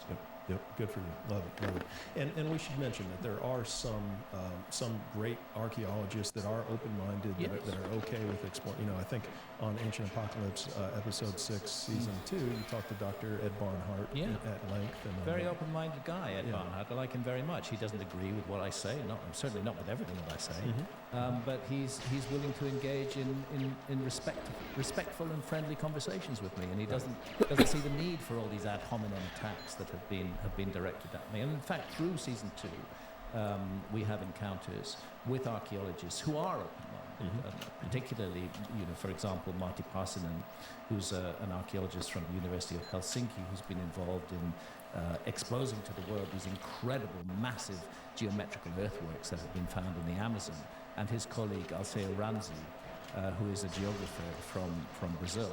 There's an example there on the screen. I mean, 20, 30 years ago, nobody knew these were there.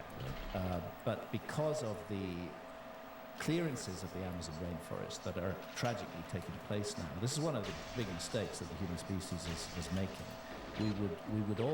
The reason that the Amazon rainforest is being cleared is because of poverty and because of economic demand. People are desperate to settle and create farms.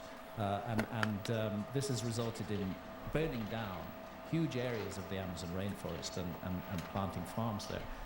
One of the great things that the wealthy, industrialized countries could do is to make it economically attractive for people in Brazil and other countries in South America, make it economically attractive for them to preserve the Amazon rather than destroy it and turn it into a short-term economic gain that will be a long-term disaster for them and for the planet as a whole.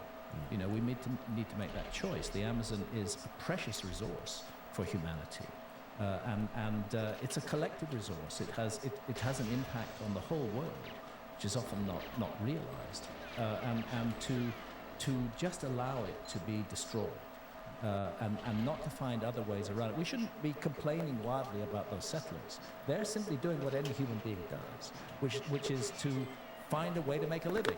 Right. But there's so much wealth in the northern industrialized countries that another way for them to make a living could be found, which is look after this beautiful garden of trees which extends across millions of square kilometers. Look after it, preserve it. We'll make it worth your economic while to do that. They would make a rational decision. They wouldn't go burn the forest down. They wouldn't put a ranch there or a soybean farm. They would look after the Amazon. So anyway, to come to the point, it's precisely those settling of farmers in the Amazon and the slash and burn of the Amazon rainforest that has revealed these incredible geometrical earthworks, which nobody expected to be found under the rainforest, as we're seeing here. And you know, it's fascinating. We're seeing all sorts of geometrical shapes, squares, circles, rectangles, circles within squares. They're often connected by huge roadways. Clear avenues connect sites that are kilometers apart.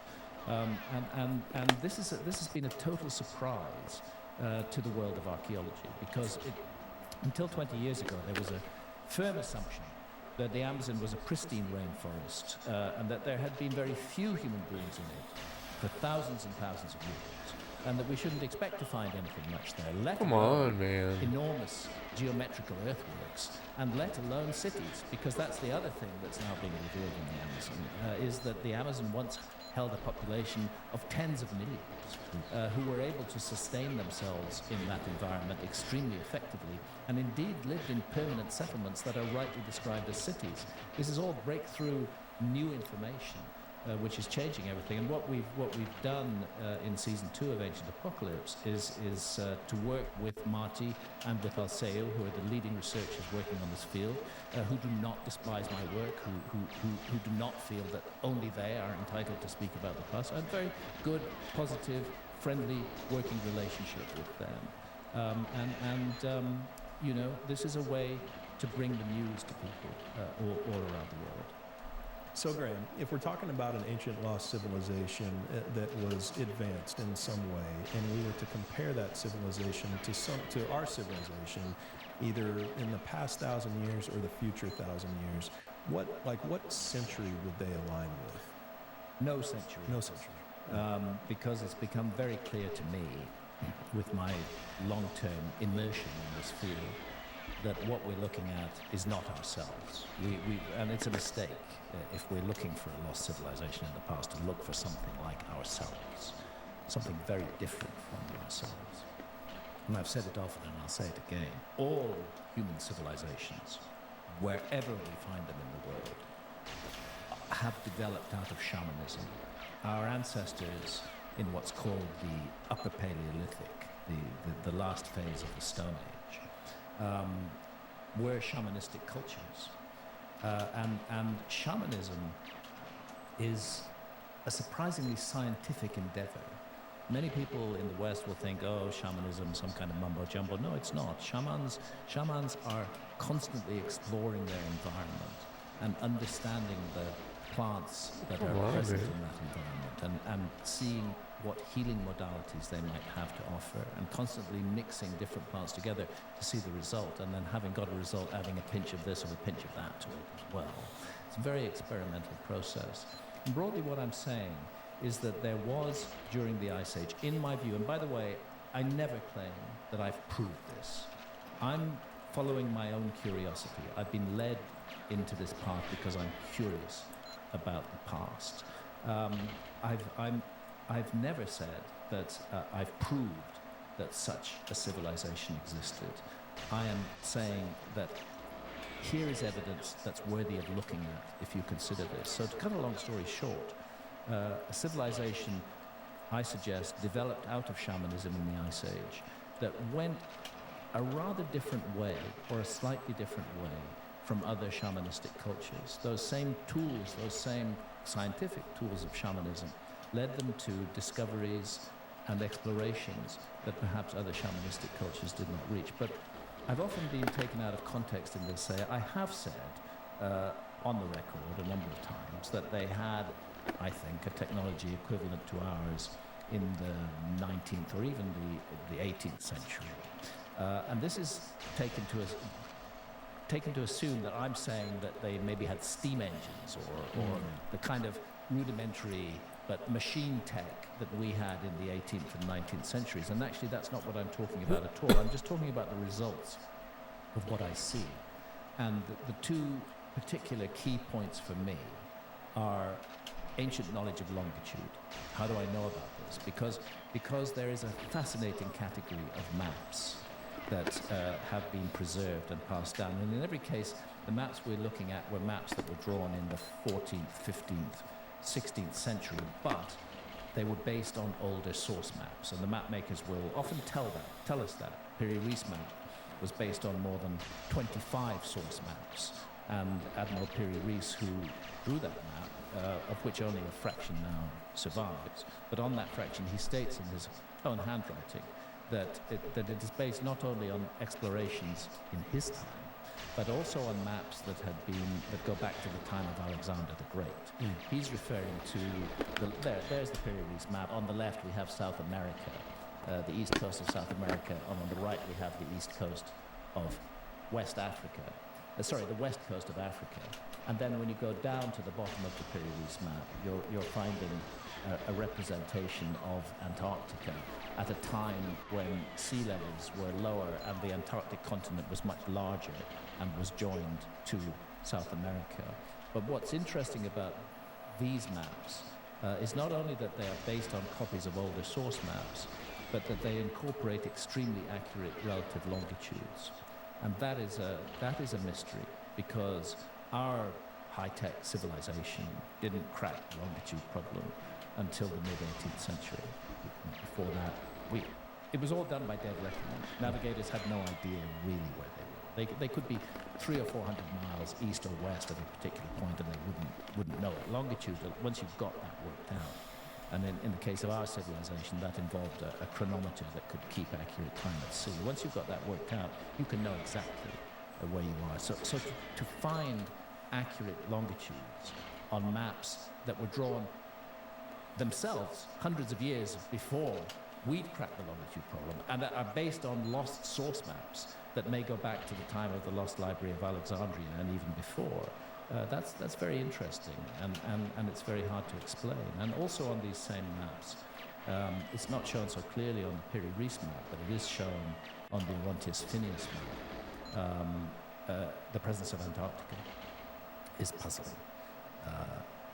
Honest maps based on knowledge of seafarers in the 1800s and not drawn on older source maps. Yeah, that's one version, but there's another version where you can actually see Antarctica very, very clearly. Yes, that one that we have now, that one there. You can see immediately that it's being labelled bad archaeology, even to talk about it. But to me, this is an intriguing mystery, because this map is drawn in the 1530s. The legend in Latin at the bottom tells us that he is revealing to us parts of the world that had hitherto been hidden in darkness, and those include Antarctica. And this is a problem, because our civilization didn't discover Antarctica until 1820. But there it is on these old maps, based on when he says hidden in darkness, I'm taking him to refer to archives of older maps that were there. So at the tip of South America, we have Antarctica, and it's also at the tip of South Africa. It's exactly in the right place, a bit bigger than it is today. But there it is. So this speaks to me not only of a culture that had understood how to calculate longitude accurately, but that also explored the world and mapped the world long before we ourselves were able to do so. And then the other aspect that I focus on, and again, this does not require machine technology. It does not require us to it doesn't require a lost civilization to look like our civilization looked in the 18th or 19th century, is highly sophisticated knowledge of astronomy. This is another thing that we can just track back further and further and further in time, and particularly knowledge of a rather hard to observe phenomenon called the precession of the equinoxes. Now, mainstream archaeology, I'm going to keep using that word because they don't like the word mainstream, because it's just archaeology. They own it all. There's no such thing as alternative archaeology. We don't exist. We're just annoying. Right. The hard to observe phenomenon of precession of the equinoxes, mainstream archaeology attributes that to the Greeks, possibly to the Babylonians, but generally it's put back to around 300 BC, about 2,300 years ago. A couple of Greek astronomers figured out that the pole star was very gradually changing in the sky. It was no longer the pole star, that the stars that rose behind the sun, the zodiacal constellations that lie on the path of the sun, that these were gradually shifting. And it was understood that this was a process that took place at roughly the rate of 1 degree every 72 years, a very slow process. So the whole cycle of precession will take just under 26,000 years to complete before the constellation that housed the sun at dawn on the spring equinox returns to do that same job again. And this requires very detailed record keeping and very long observation. I don't know whether the ancients understood that precession is an observation that is caused by a wobble on the axis of the Earth. The Earth is our viewing platform. We see the skies from that viewing platform. A wobble on that platform, even if it's very, very slow, will, over a long period of time, change the position of everything in the sky. Most notable in the case of the pole star, which in our case is Polaris, but was not Polaris in the past. That sometimes the extended north pole of the Earth pointed at empty space. At other times it's pointed at other stars. And it won't always point at Polaris because the Earth is doing this. And the same with the constellations of the zodiac, and particularly the marker of the spring equinox, 21st of March in the Northern Hemisphere, that rise behind the sun. So in other words, if you're looking at the horizon an hour before dawn on the spring equinox, you're going to see a constellation lying on the horizon, just above the horizon. And then as the sun rises, you'll see that it's rising into exactly the place that was occupied by that constellation. And that constellation was considered to define the character of a world age. And again, mainstream archaeology rejects any notion that there was any knowledge of the constellations of the zodiac prior to about 2,000 or 2,300 years ago. And that's always seemed to me absurd, because the ancients, not just my proposed lost civilization, but all ancients, were very focused on the stars, very focused on the sky. It was an ever-present reality to them. And it's really hard to miss the zodiacal constellations and their relationship to the sun if you are a culture that is observing the stars constantly. It's very hard to miss it. So I think it's actually pouring scorn on the achievements of the ancients to imagine that they didn't recognize the zodiacal constellations. They may have defined them, they may not have called them the same thing we do. They may have depicted them symbolically slightly differently from the way that we do, but those constellations, I believe, have been recognized for tens of thousands of years. And there's evidence, for example, for the recognizing of the constellation of Taurus in Lascaux Cave in France, in the cave in France. You find the stars of the Pleiades on the shoulder of the bull, exactly where they should be. And what drew me to this, and I'd like to share this with your listeners and viewers, what drew me to this is a very hard-to-read book, but an extremely interesting book called Hamlet's Mill by Giorgio de Santillana, who was professor of the history of science at MIT, and Hertha von Deschent, who was professor of the history of science at Frankfurt University. Major mainstream academics.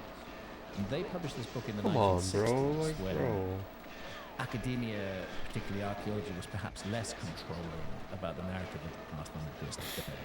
And the bottom line of that extraordinary book is that the notion that the Greeks discovered precession is complete rubbish. And they present evidence for that notion going far, far back into the past. And it's combined with a series of numbers which relate to the rate of change caused by precession, 1 degree every 72 years. So 43,200 is 72 times 600. 432,000, which is the number of syllables in the Rig Veda, is a multiple of 72.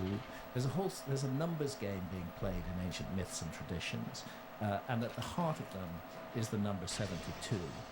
But numbers that are related to it, like 108, which is 72 plus 36 is 108. Divide that by 2, you get 54. According to the work done by Santillana and von Deschen, these are all speaking about precession when these numbers are there.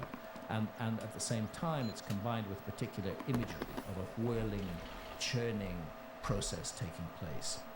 In India, they call it the churning of the Milky Ocean, where you see the serpent Vasuki wrapped around Mount Mandara, and you see figures of gods on one side holding onto one part of Vasuki and figures of demons on the other holding on to the other part of Vasuki, and there's an image of it, and churning the Milky Ocean, this churning, whirling process. Interestingly, the purpose of churning the Milky Ocean is to produce Amrita, the elixir of immortality. which is interesting in itself. In ancient Egypt, you have imagery of the god Horus and the god Set, again a deity, a good deity and a bad deity. Set was always regarded as a negative figure, standing on either side of what looks like a kind of drill, and they're rotating it in the same sort of way. And Hamlet's mill is the same idea, comes from ancient Norse mythology and Lodi's mill, about this whirling, churning whirlpool in the ocean. It's essentially the same idea. So the combination of this imagery of a churn turning in the heavens and of a series of numbers that are related to the precession of the equinoxes convinces them, plus much other evidence, which I've also shared in my books, that there was a very ancient knowledge of precession, which they attribute to what they call some almost unbelievable ancestor civilization. They don't pin down when that ancestor civilization existed, but they suggest that it passed down a legacy of knowledge to many other cultures around the world. And that's really actually one of the key issues, one of the key books that set me on my own quest to look, where did this knowledge come from? Where did this information come from? So I'm more talking about what we can know, is that there was knowledge of longitude. There was knowledge of parts of the world that we didn't discover until the 1820s, and there was a highly sophisticated knowledge of astronomy based on long-term observation and record keeping, that these things are present in the ancient past, even though archaeologists may choose to ignore them. And what is the best explanation for those? And I do think that the best explanation, I do not claim that I've proved it, but I do think the best explanation is a forgotten episode in the human past, a lost civilization which had solved these problems, and which then passed these ideas down to later cultures all around the world. And this is one of the things that annoys archaeologists. They say that I'm taking credit away from those other cultures all around the world because this idea was diffused to them by the survivors of a lost civilization. It always strikes me as deeply hypocritical, actually, because archaeologists, and again, American archaeologists, are very much in the lead on this. They're very strongly against the idea of dissemination. The present model is that every culture around the world completely invented itself without any contact or influence from any other culture around the world. The only exception they make is in Europe. In the case of Europe, archaeologists are fully agreed that Europeans didn't have a clue about farming until around about 6,000 years ago, and that they only learned about farming because farmers from Turkey, from Anatolia, migrated into Western Europe and taught them how to farm. So somehow the notion that information, ideas, skills can be disseminated from one culture to another are perfectly acceptable when they're being disseminated from Southwest Asia to Western Europe, but are not acceptable in any other direction. Yeah, let's go to South America for a bit, and maybe to the Americas in general. And I want to get your thoughts there because obviously that's the big focus of season 2 of Ancient Apocalypse.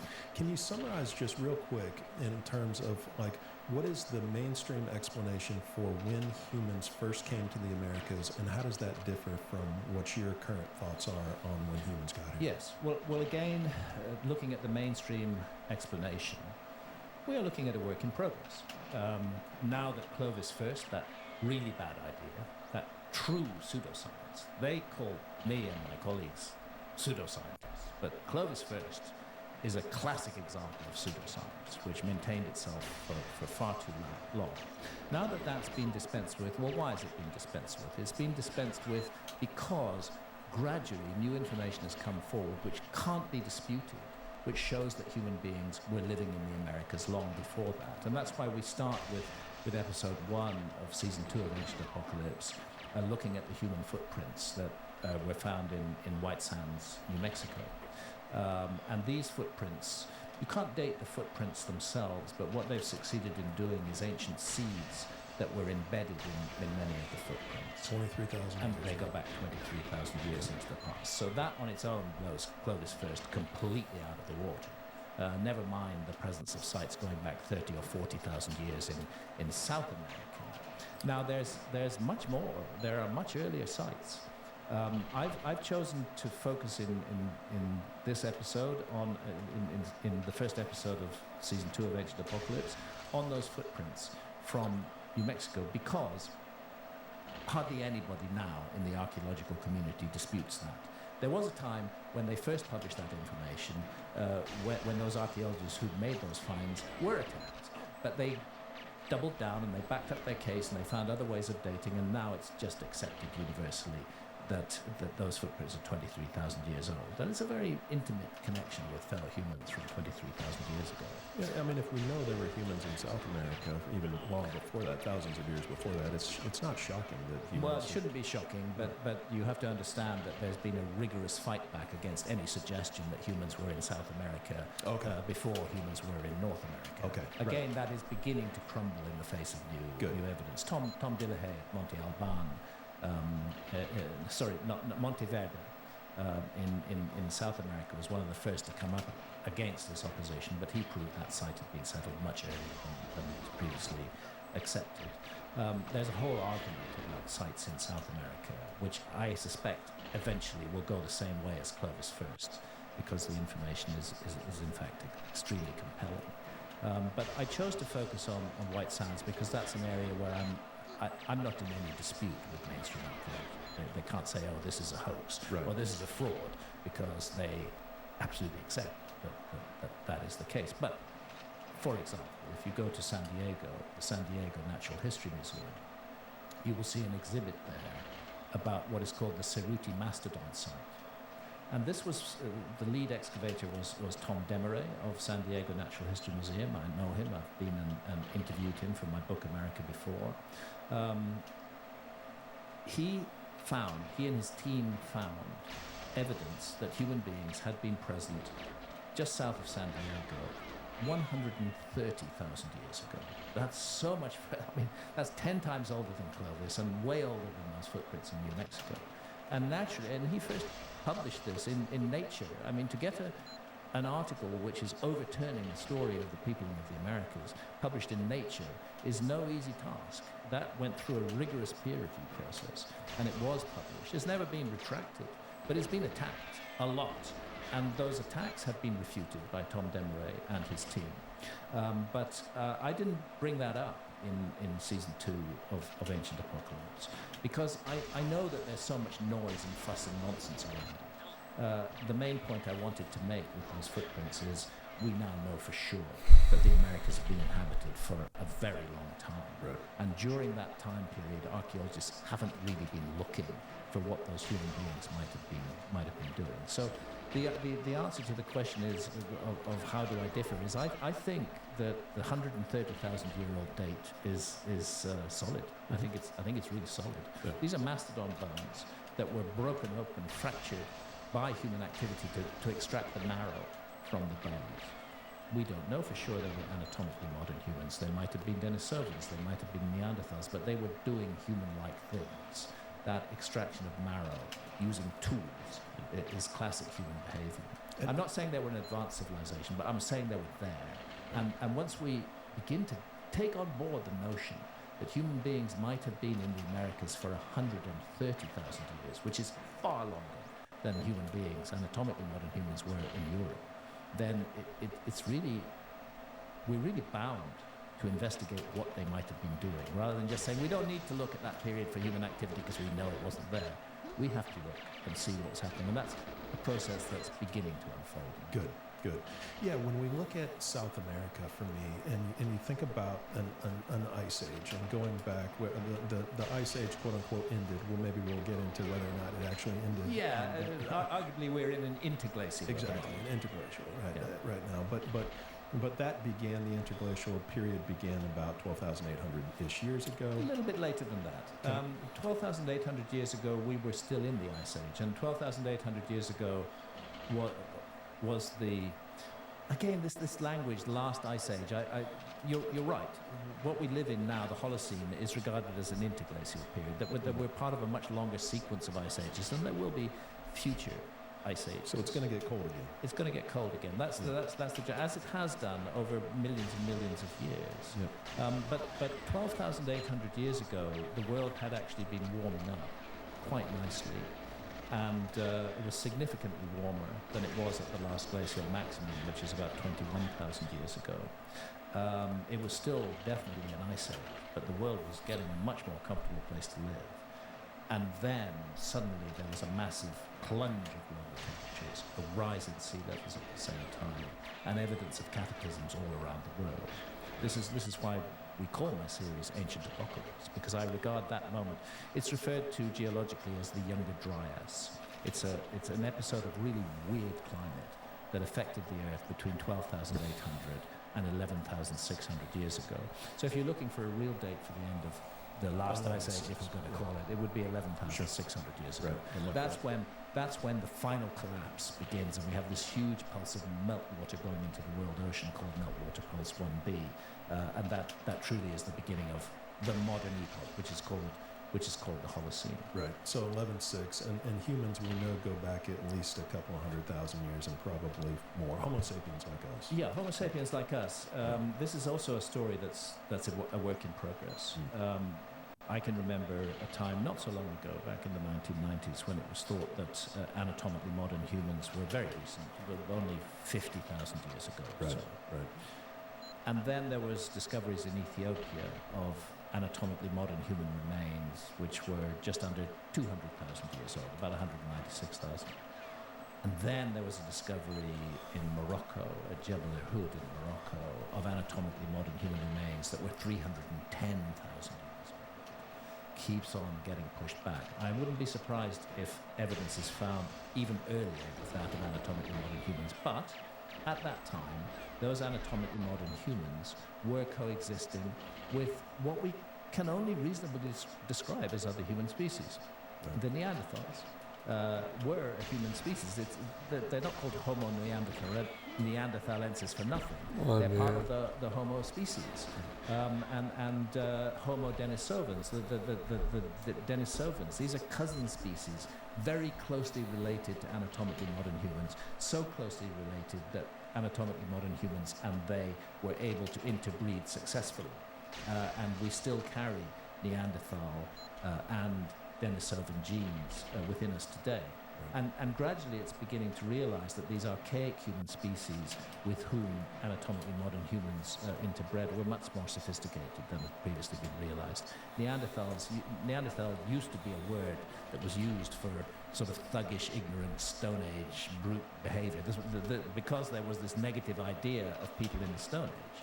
Of course they weren't thuggish or brutish at all. They were just exactly like us. But you can still insult somebody by referring to them as a Neanderthal. Well, the new evidence shows that the Neanderthals were sensitive, they were creative, they created art, and it's very possible that they taught anatomically modern humans how to do art as well. So we have to open our minds to the achievements of these cousin species that existed as well. But to be specific, anatomically modern humans, the earliest finding is about 310,000 years ago. And that's one of the things that bothers me, is when you've got all the anatomically modern kit, all the stuff that we use to make our great civilization, why do you wait 310,000 years or 300,000 years before you start applying? Right. Question of whether we did or not. Ryan, can you pull up Google Earth? Nice, man. Yeah, so I want to ask you about what... So the current story is that humans came from a land bridge that connected. That's right. That's right. You're up there in Alaska, right? And you've got what are now the Bering Straits between Alaska and Siberia. Right. But those were not oceanic straits during the Ice Age. They were a land bridge. Why? Because sea level was 400 feet lower during the Ice Age than it is today. Why was sea level 400 feet lower? Because a huge amount of water had been taken out of the world oceans and had fallen on frozen areas and had turned into ice. The North American ice cap was up to 3 kilometers deep at that point. Naturally, sea level was lower. All that water wasn't in the sea, it was on the ice caps. And you have the weight of the ice caps pushing the Earth down and creating a bulge at the equator that would make things even higher. This is the phenomenon called isostasy. That when you have an incredibly weighty thing sitting on top of one part of a landmass, it's going to push up other parts that are connected. Right. We can see that in Britain right now with the Isle of Wight. Because there was an ice cap on northern Scotland, the Isle of Wight in the English Channel was pushed up, but now the ice cap's gone from northern Scotland. The Isle of Wight is sinking down into the English Channel, and that's not caused by sea level rise, that's caused by isostasy. And this is a phenomenon that needs to be taken account of, particularly with things like the Mid-Atlantic Ridge. But to come to your point, to go back to that map, the idea was that during the Ice Age, when the Bering Straits were a land bridge, that's how people first came into America, that they migrated by land across the Bering Straits.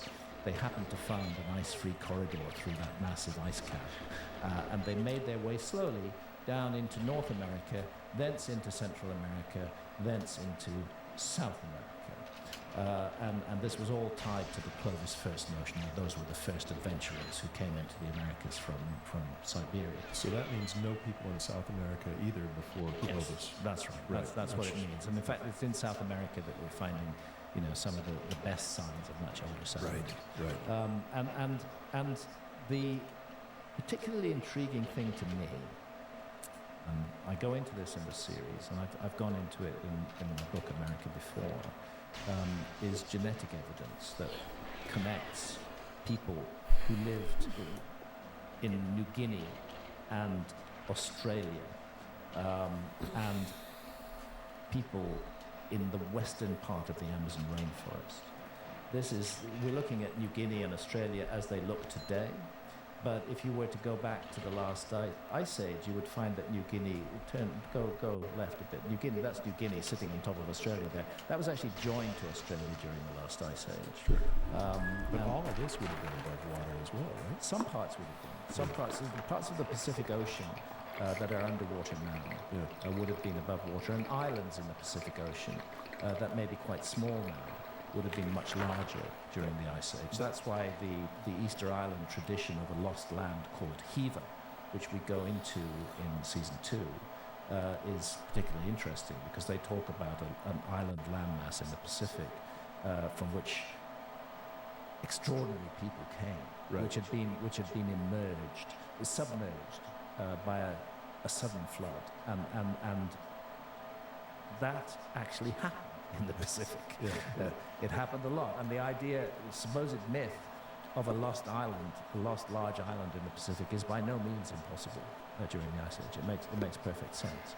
So the fact is that we have a genetic signal that connects people from Australasia, from Papua New Guinea, from Taiwan, from Australia itself, Aboriginal people, with certain tribes in South America, but we don't find that signal anywhere in North America. Suggests to me very strongly that they made a crossing of the Pacific during the Ice Age. I'm 100% with you, Graham, and that's kind of my not 100%. That would be a belief, but I think it's very highly likely that you're absolutely right. And I want to just show you this on Google Earth, and when you look out at Easter Island, which is right there, and you take a scroll to the right, and you see all of these other islands, which if sea level was 400, not islands, they're underwater, but if sea level was 400 feet lower, and you did have that extra weight on the ice caps, it'd be very easy to navigate all of this islands. It's like a little hockey stick that goes right to Peru, into the Amazon. Absolutely. And now we're seeing all this DNA evidence that all of these people over here, their DNA from Australia, Papua New Guinea, is in South America. So, I mean, doesn't that say that we had during the Ice Age, at some point in the last 300,000 years, that humans have all been on this planet, they could have made it from that? From there. Very strongly it suggests that, and there are intriguing connections, cultural connections between South America and Easter Island. Which one of the first people to propose that was the late great Thor Heyerdahl, who I had the privilege of knowing. Who did the Kon-Tiki expedition, who did the Pra expedition, proved that the ancients could have been seafarers on a dramatic scale. He saw connections between cultural manifestations, the way certain stones are cut, for example, in South America and Easter Island. And he was ridiculed by the archaeological community at that time, but actually now new DNA evidence has emerged, which shows that there is in fact a DNA connection between the peoples of South America and the peoples of Easter Island. Again and again, ideas that were once ridiculed are turning out to be true. And you're right, that ridge of now submerged land masses is particularly interesting. And it would have made the challenge of crossing between Easter Island and South America much less challenging. But I have to say that to find Easter Island at all is a challenge. It's not something you could really do by accident. You know, if you're going to settle an island, you have to come with a population that is large enough to sustain itself, that will not go extinct. And you're not going to, what you're first going to do is you're going to undertake explorations with relatively few people. And then if you find something interesting, you're going to go back where you came from and bring more people with you. And that's what I think we're looking at in the case of Easter Island, and that's the story of Easter Island. They talk about survivors of the lost land of Hiva. They knew their island was going to be submerged. They had seen signs of this. They knew it was happening. They had to find somewhere else to go, and they sent out explorers all over the world to find lands, and one of the lands they found was Easter Island. They returned to Hiva before the cataclysm. They had advanced knowledge of this. And then a proper expedition was mounted, and Easter Island was populated. Right. Ryan, can you pull up the images of the walls that we have on Easter Island and the walls that we have in Peru? I mean, it's just fascinating, Yeah. the similarities that you see It between really is, yeah. Which could have only, I mean, yeah, so here we go. Sacsayhuaman, Peru. Yeah. That's Easter Island on the bottom right, which Yes. I didn't know that it existed, but I mean, you're looking at essentially the exact same stonework. Yes, you are. Yeah. You are. The same way of and first of all, that particular ahu, as it's called, ahu vinapu, is different. Ahu is the word they use on Easter Island for the platforms on which the great moai, the statues, are positioned. I think that many of the moais and I think that the platforms, the ahus on which they're placed, have actually been, the moai have been replaced on restructured, rebuilt platforms. And those platforms are often of very poor quality, and yet they are used to date the moai. But there are a few of them, and Vinapu is one of them, which are made of basalt and beautifully cut. Beautifully precision placing of them in exactly the same way that we find the precision placing of blocks in polygonal patterns at a place like Sacsayhuaman. And I think what we're seeing at Ahu Vinapu is one of the original Ahus that go back to the first settlement of Easter Island, which I suggest was during the Ice Age. We know that Easter Island was massively settled later by Polynesians, and all the inhabitants of Easter Island today are fundamentally of Polynesian heritage. But I'm suggesting that there was an earlier episode of settlement as well, and that Ahu Vinapu is an example of that. Mm-hmm. It's completely different from the other platforms on Easter Island. The stonework is stunningly similar to the stonework of Sacsayhuaman, and there it sits, requiring explanation and actually completely undateable by any known means. Right. So, I mean, that is compelling evidence. I think so. I mean, it's super compelling. I think so, but it's heresy to suggest such a thing. If you're a believer, then it's heresy. Yeah, absolutely. But if you're open-minded, if you're open-minded, it attracts the curiosity. Yeah. We start to wonder, well, why is it?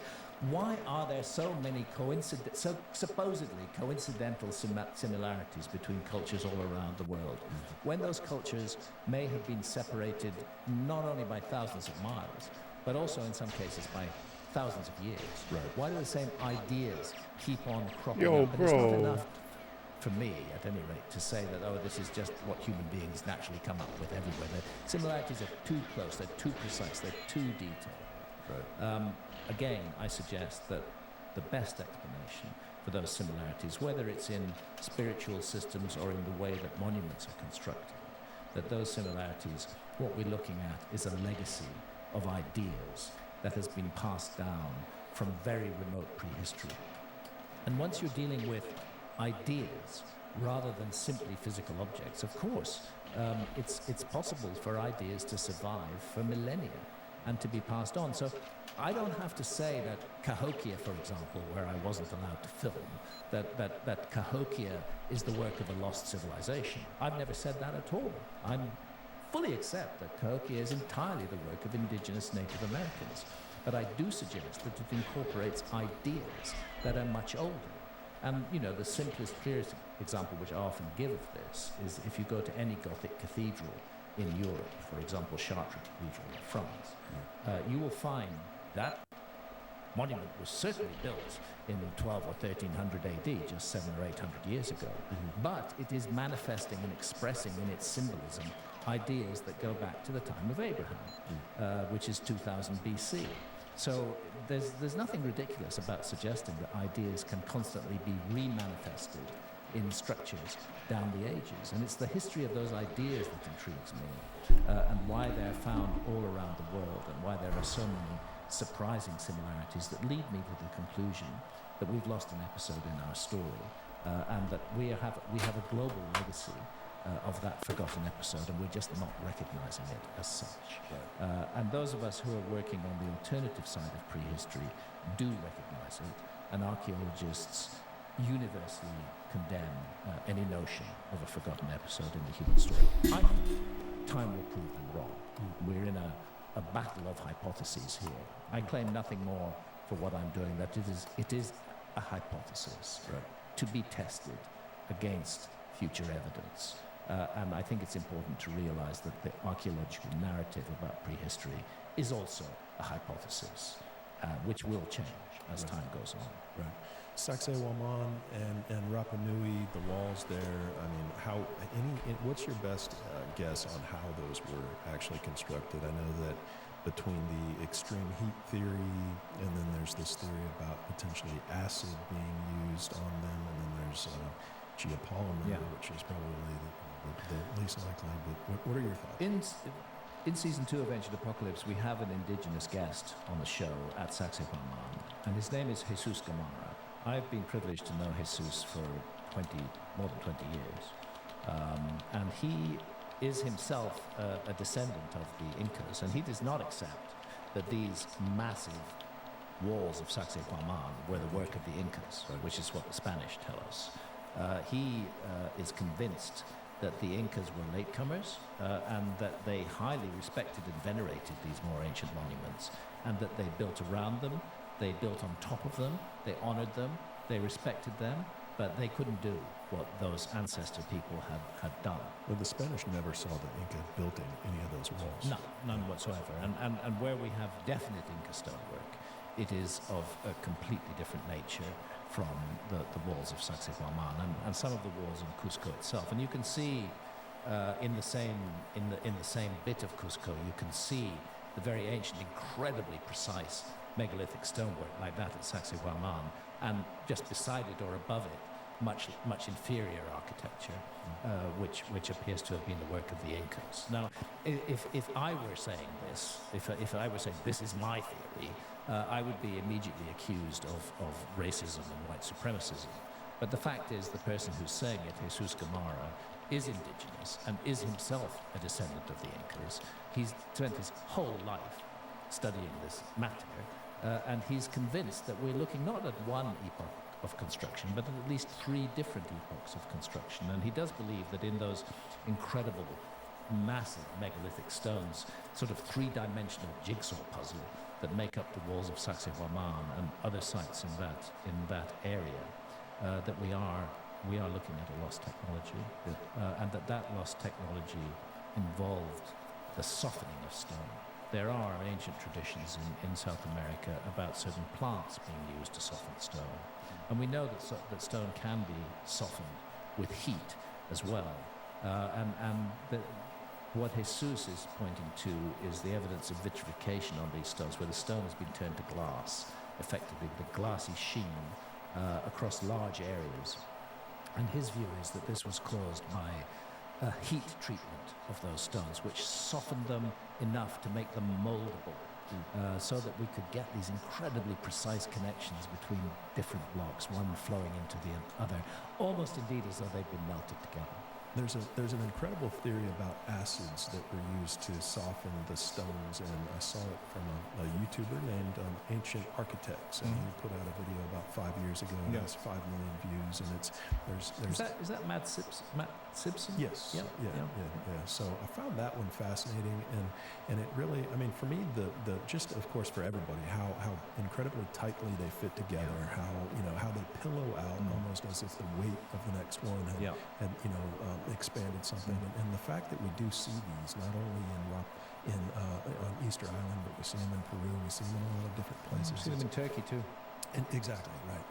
Very compelling evidence of potentially a global set of people that had access to this technology, call it technology, but of acid or whatever it was, that they were shipping around to different places around the world to be able to create some of these megalithic stones. And indeed, one of our archaeologist guests in Ancient Apocalypse is quite frank in saying, at Sacsayhuaman, we're looking at a Take a little break now. Keep stream on. I might end stream and end up playing some Zelda. Rather than being terrified. I'm exhausted. Being mobbed by. Take a break though. I might come back and want to play more Bunker One, but. Yeah. In terms of the geoglyphs that we see in South America now that are being uncovered by the clearing of the rainforest, and there's some good images. So it's almost like these little ditches that you see. Not little. Not little, right? They're the depth of a man of full height. Okay. And they're hundreds of meters across and hundreds of meters in both directions. These are huge things. Yeah. What they are, they're earthworks. And this is because in large parts of the Amazon, you are not going to find any stone that you can make megaliths with. But there's a very interesting parallel, particularly if you look at the circular versions of these, for example, which are called henges in Europe. I mean, everybody's heard of Stonehenge. Well, the stones are what everybody sees, the upright standing stones. But the henge is the earthwork. One of the big ones near where I live in the southwest of England is called Avebury. And it's got this just huge henge earthwork, circular in form. I talked to Ralph Ellis about it. Phenomenal. It's a Very phenomenal interesting.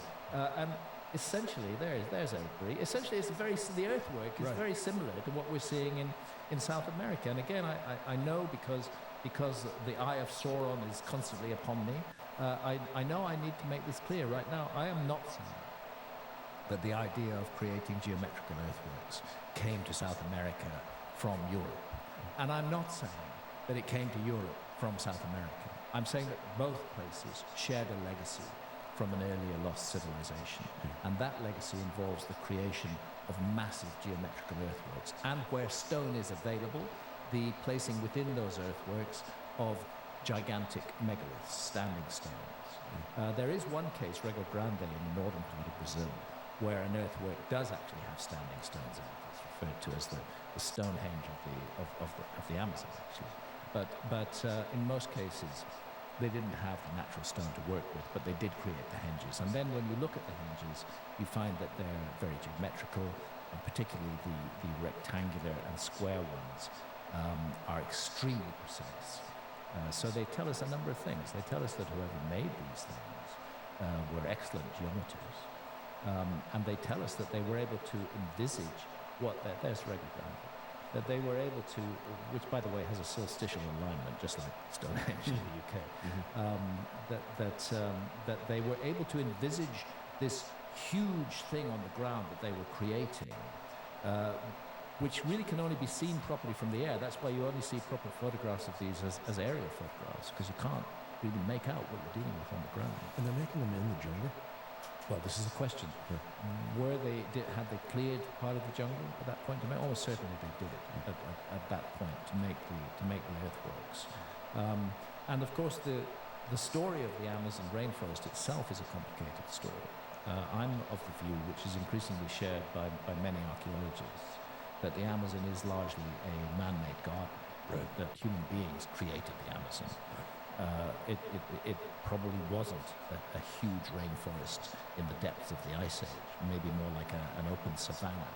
But as climate changed and it became a sort of environment that could host a rainforest, the trees began to grow there. And then human beings began to select particular trees, which provided food. The Brazil nut tree is the best example.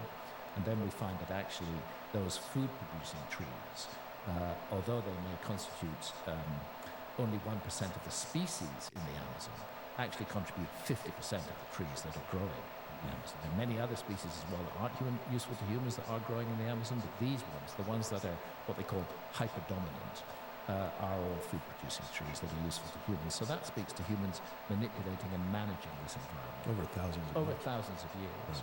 And during that time, creating structures that until very recently nobody believed Amazonian peoples were capable of producing. And the fascinating thing now that we have this great technology called LiDAR, which can show you structures on the ground beneath the canopy of the Amazon rainforest without damaging the canopy at all. You can see right through the canopy. You can see the standout features on the ground. Now that that's been discovered, and again we go into this with the team who are working in Acre State in Brazil, it's possible to detect as yet undiscovered geoglyphs in the Amazon.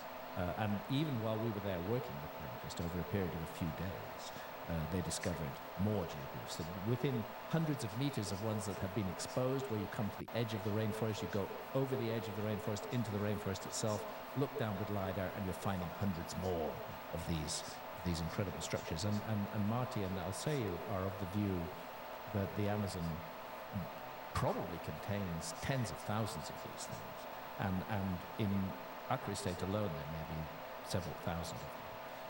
So, and this is again a work in progress. This is something that's just starting.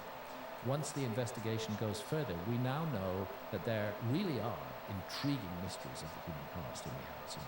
And I would love to see a full-scale LiDAR survey of the whole Amazon. Yeah. Where LiDAR has been done, it's revealed the geoglyphs, it's revealed the presence of cities.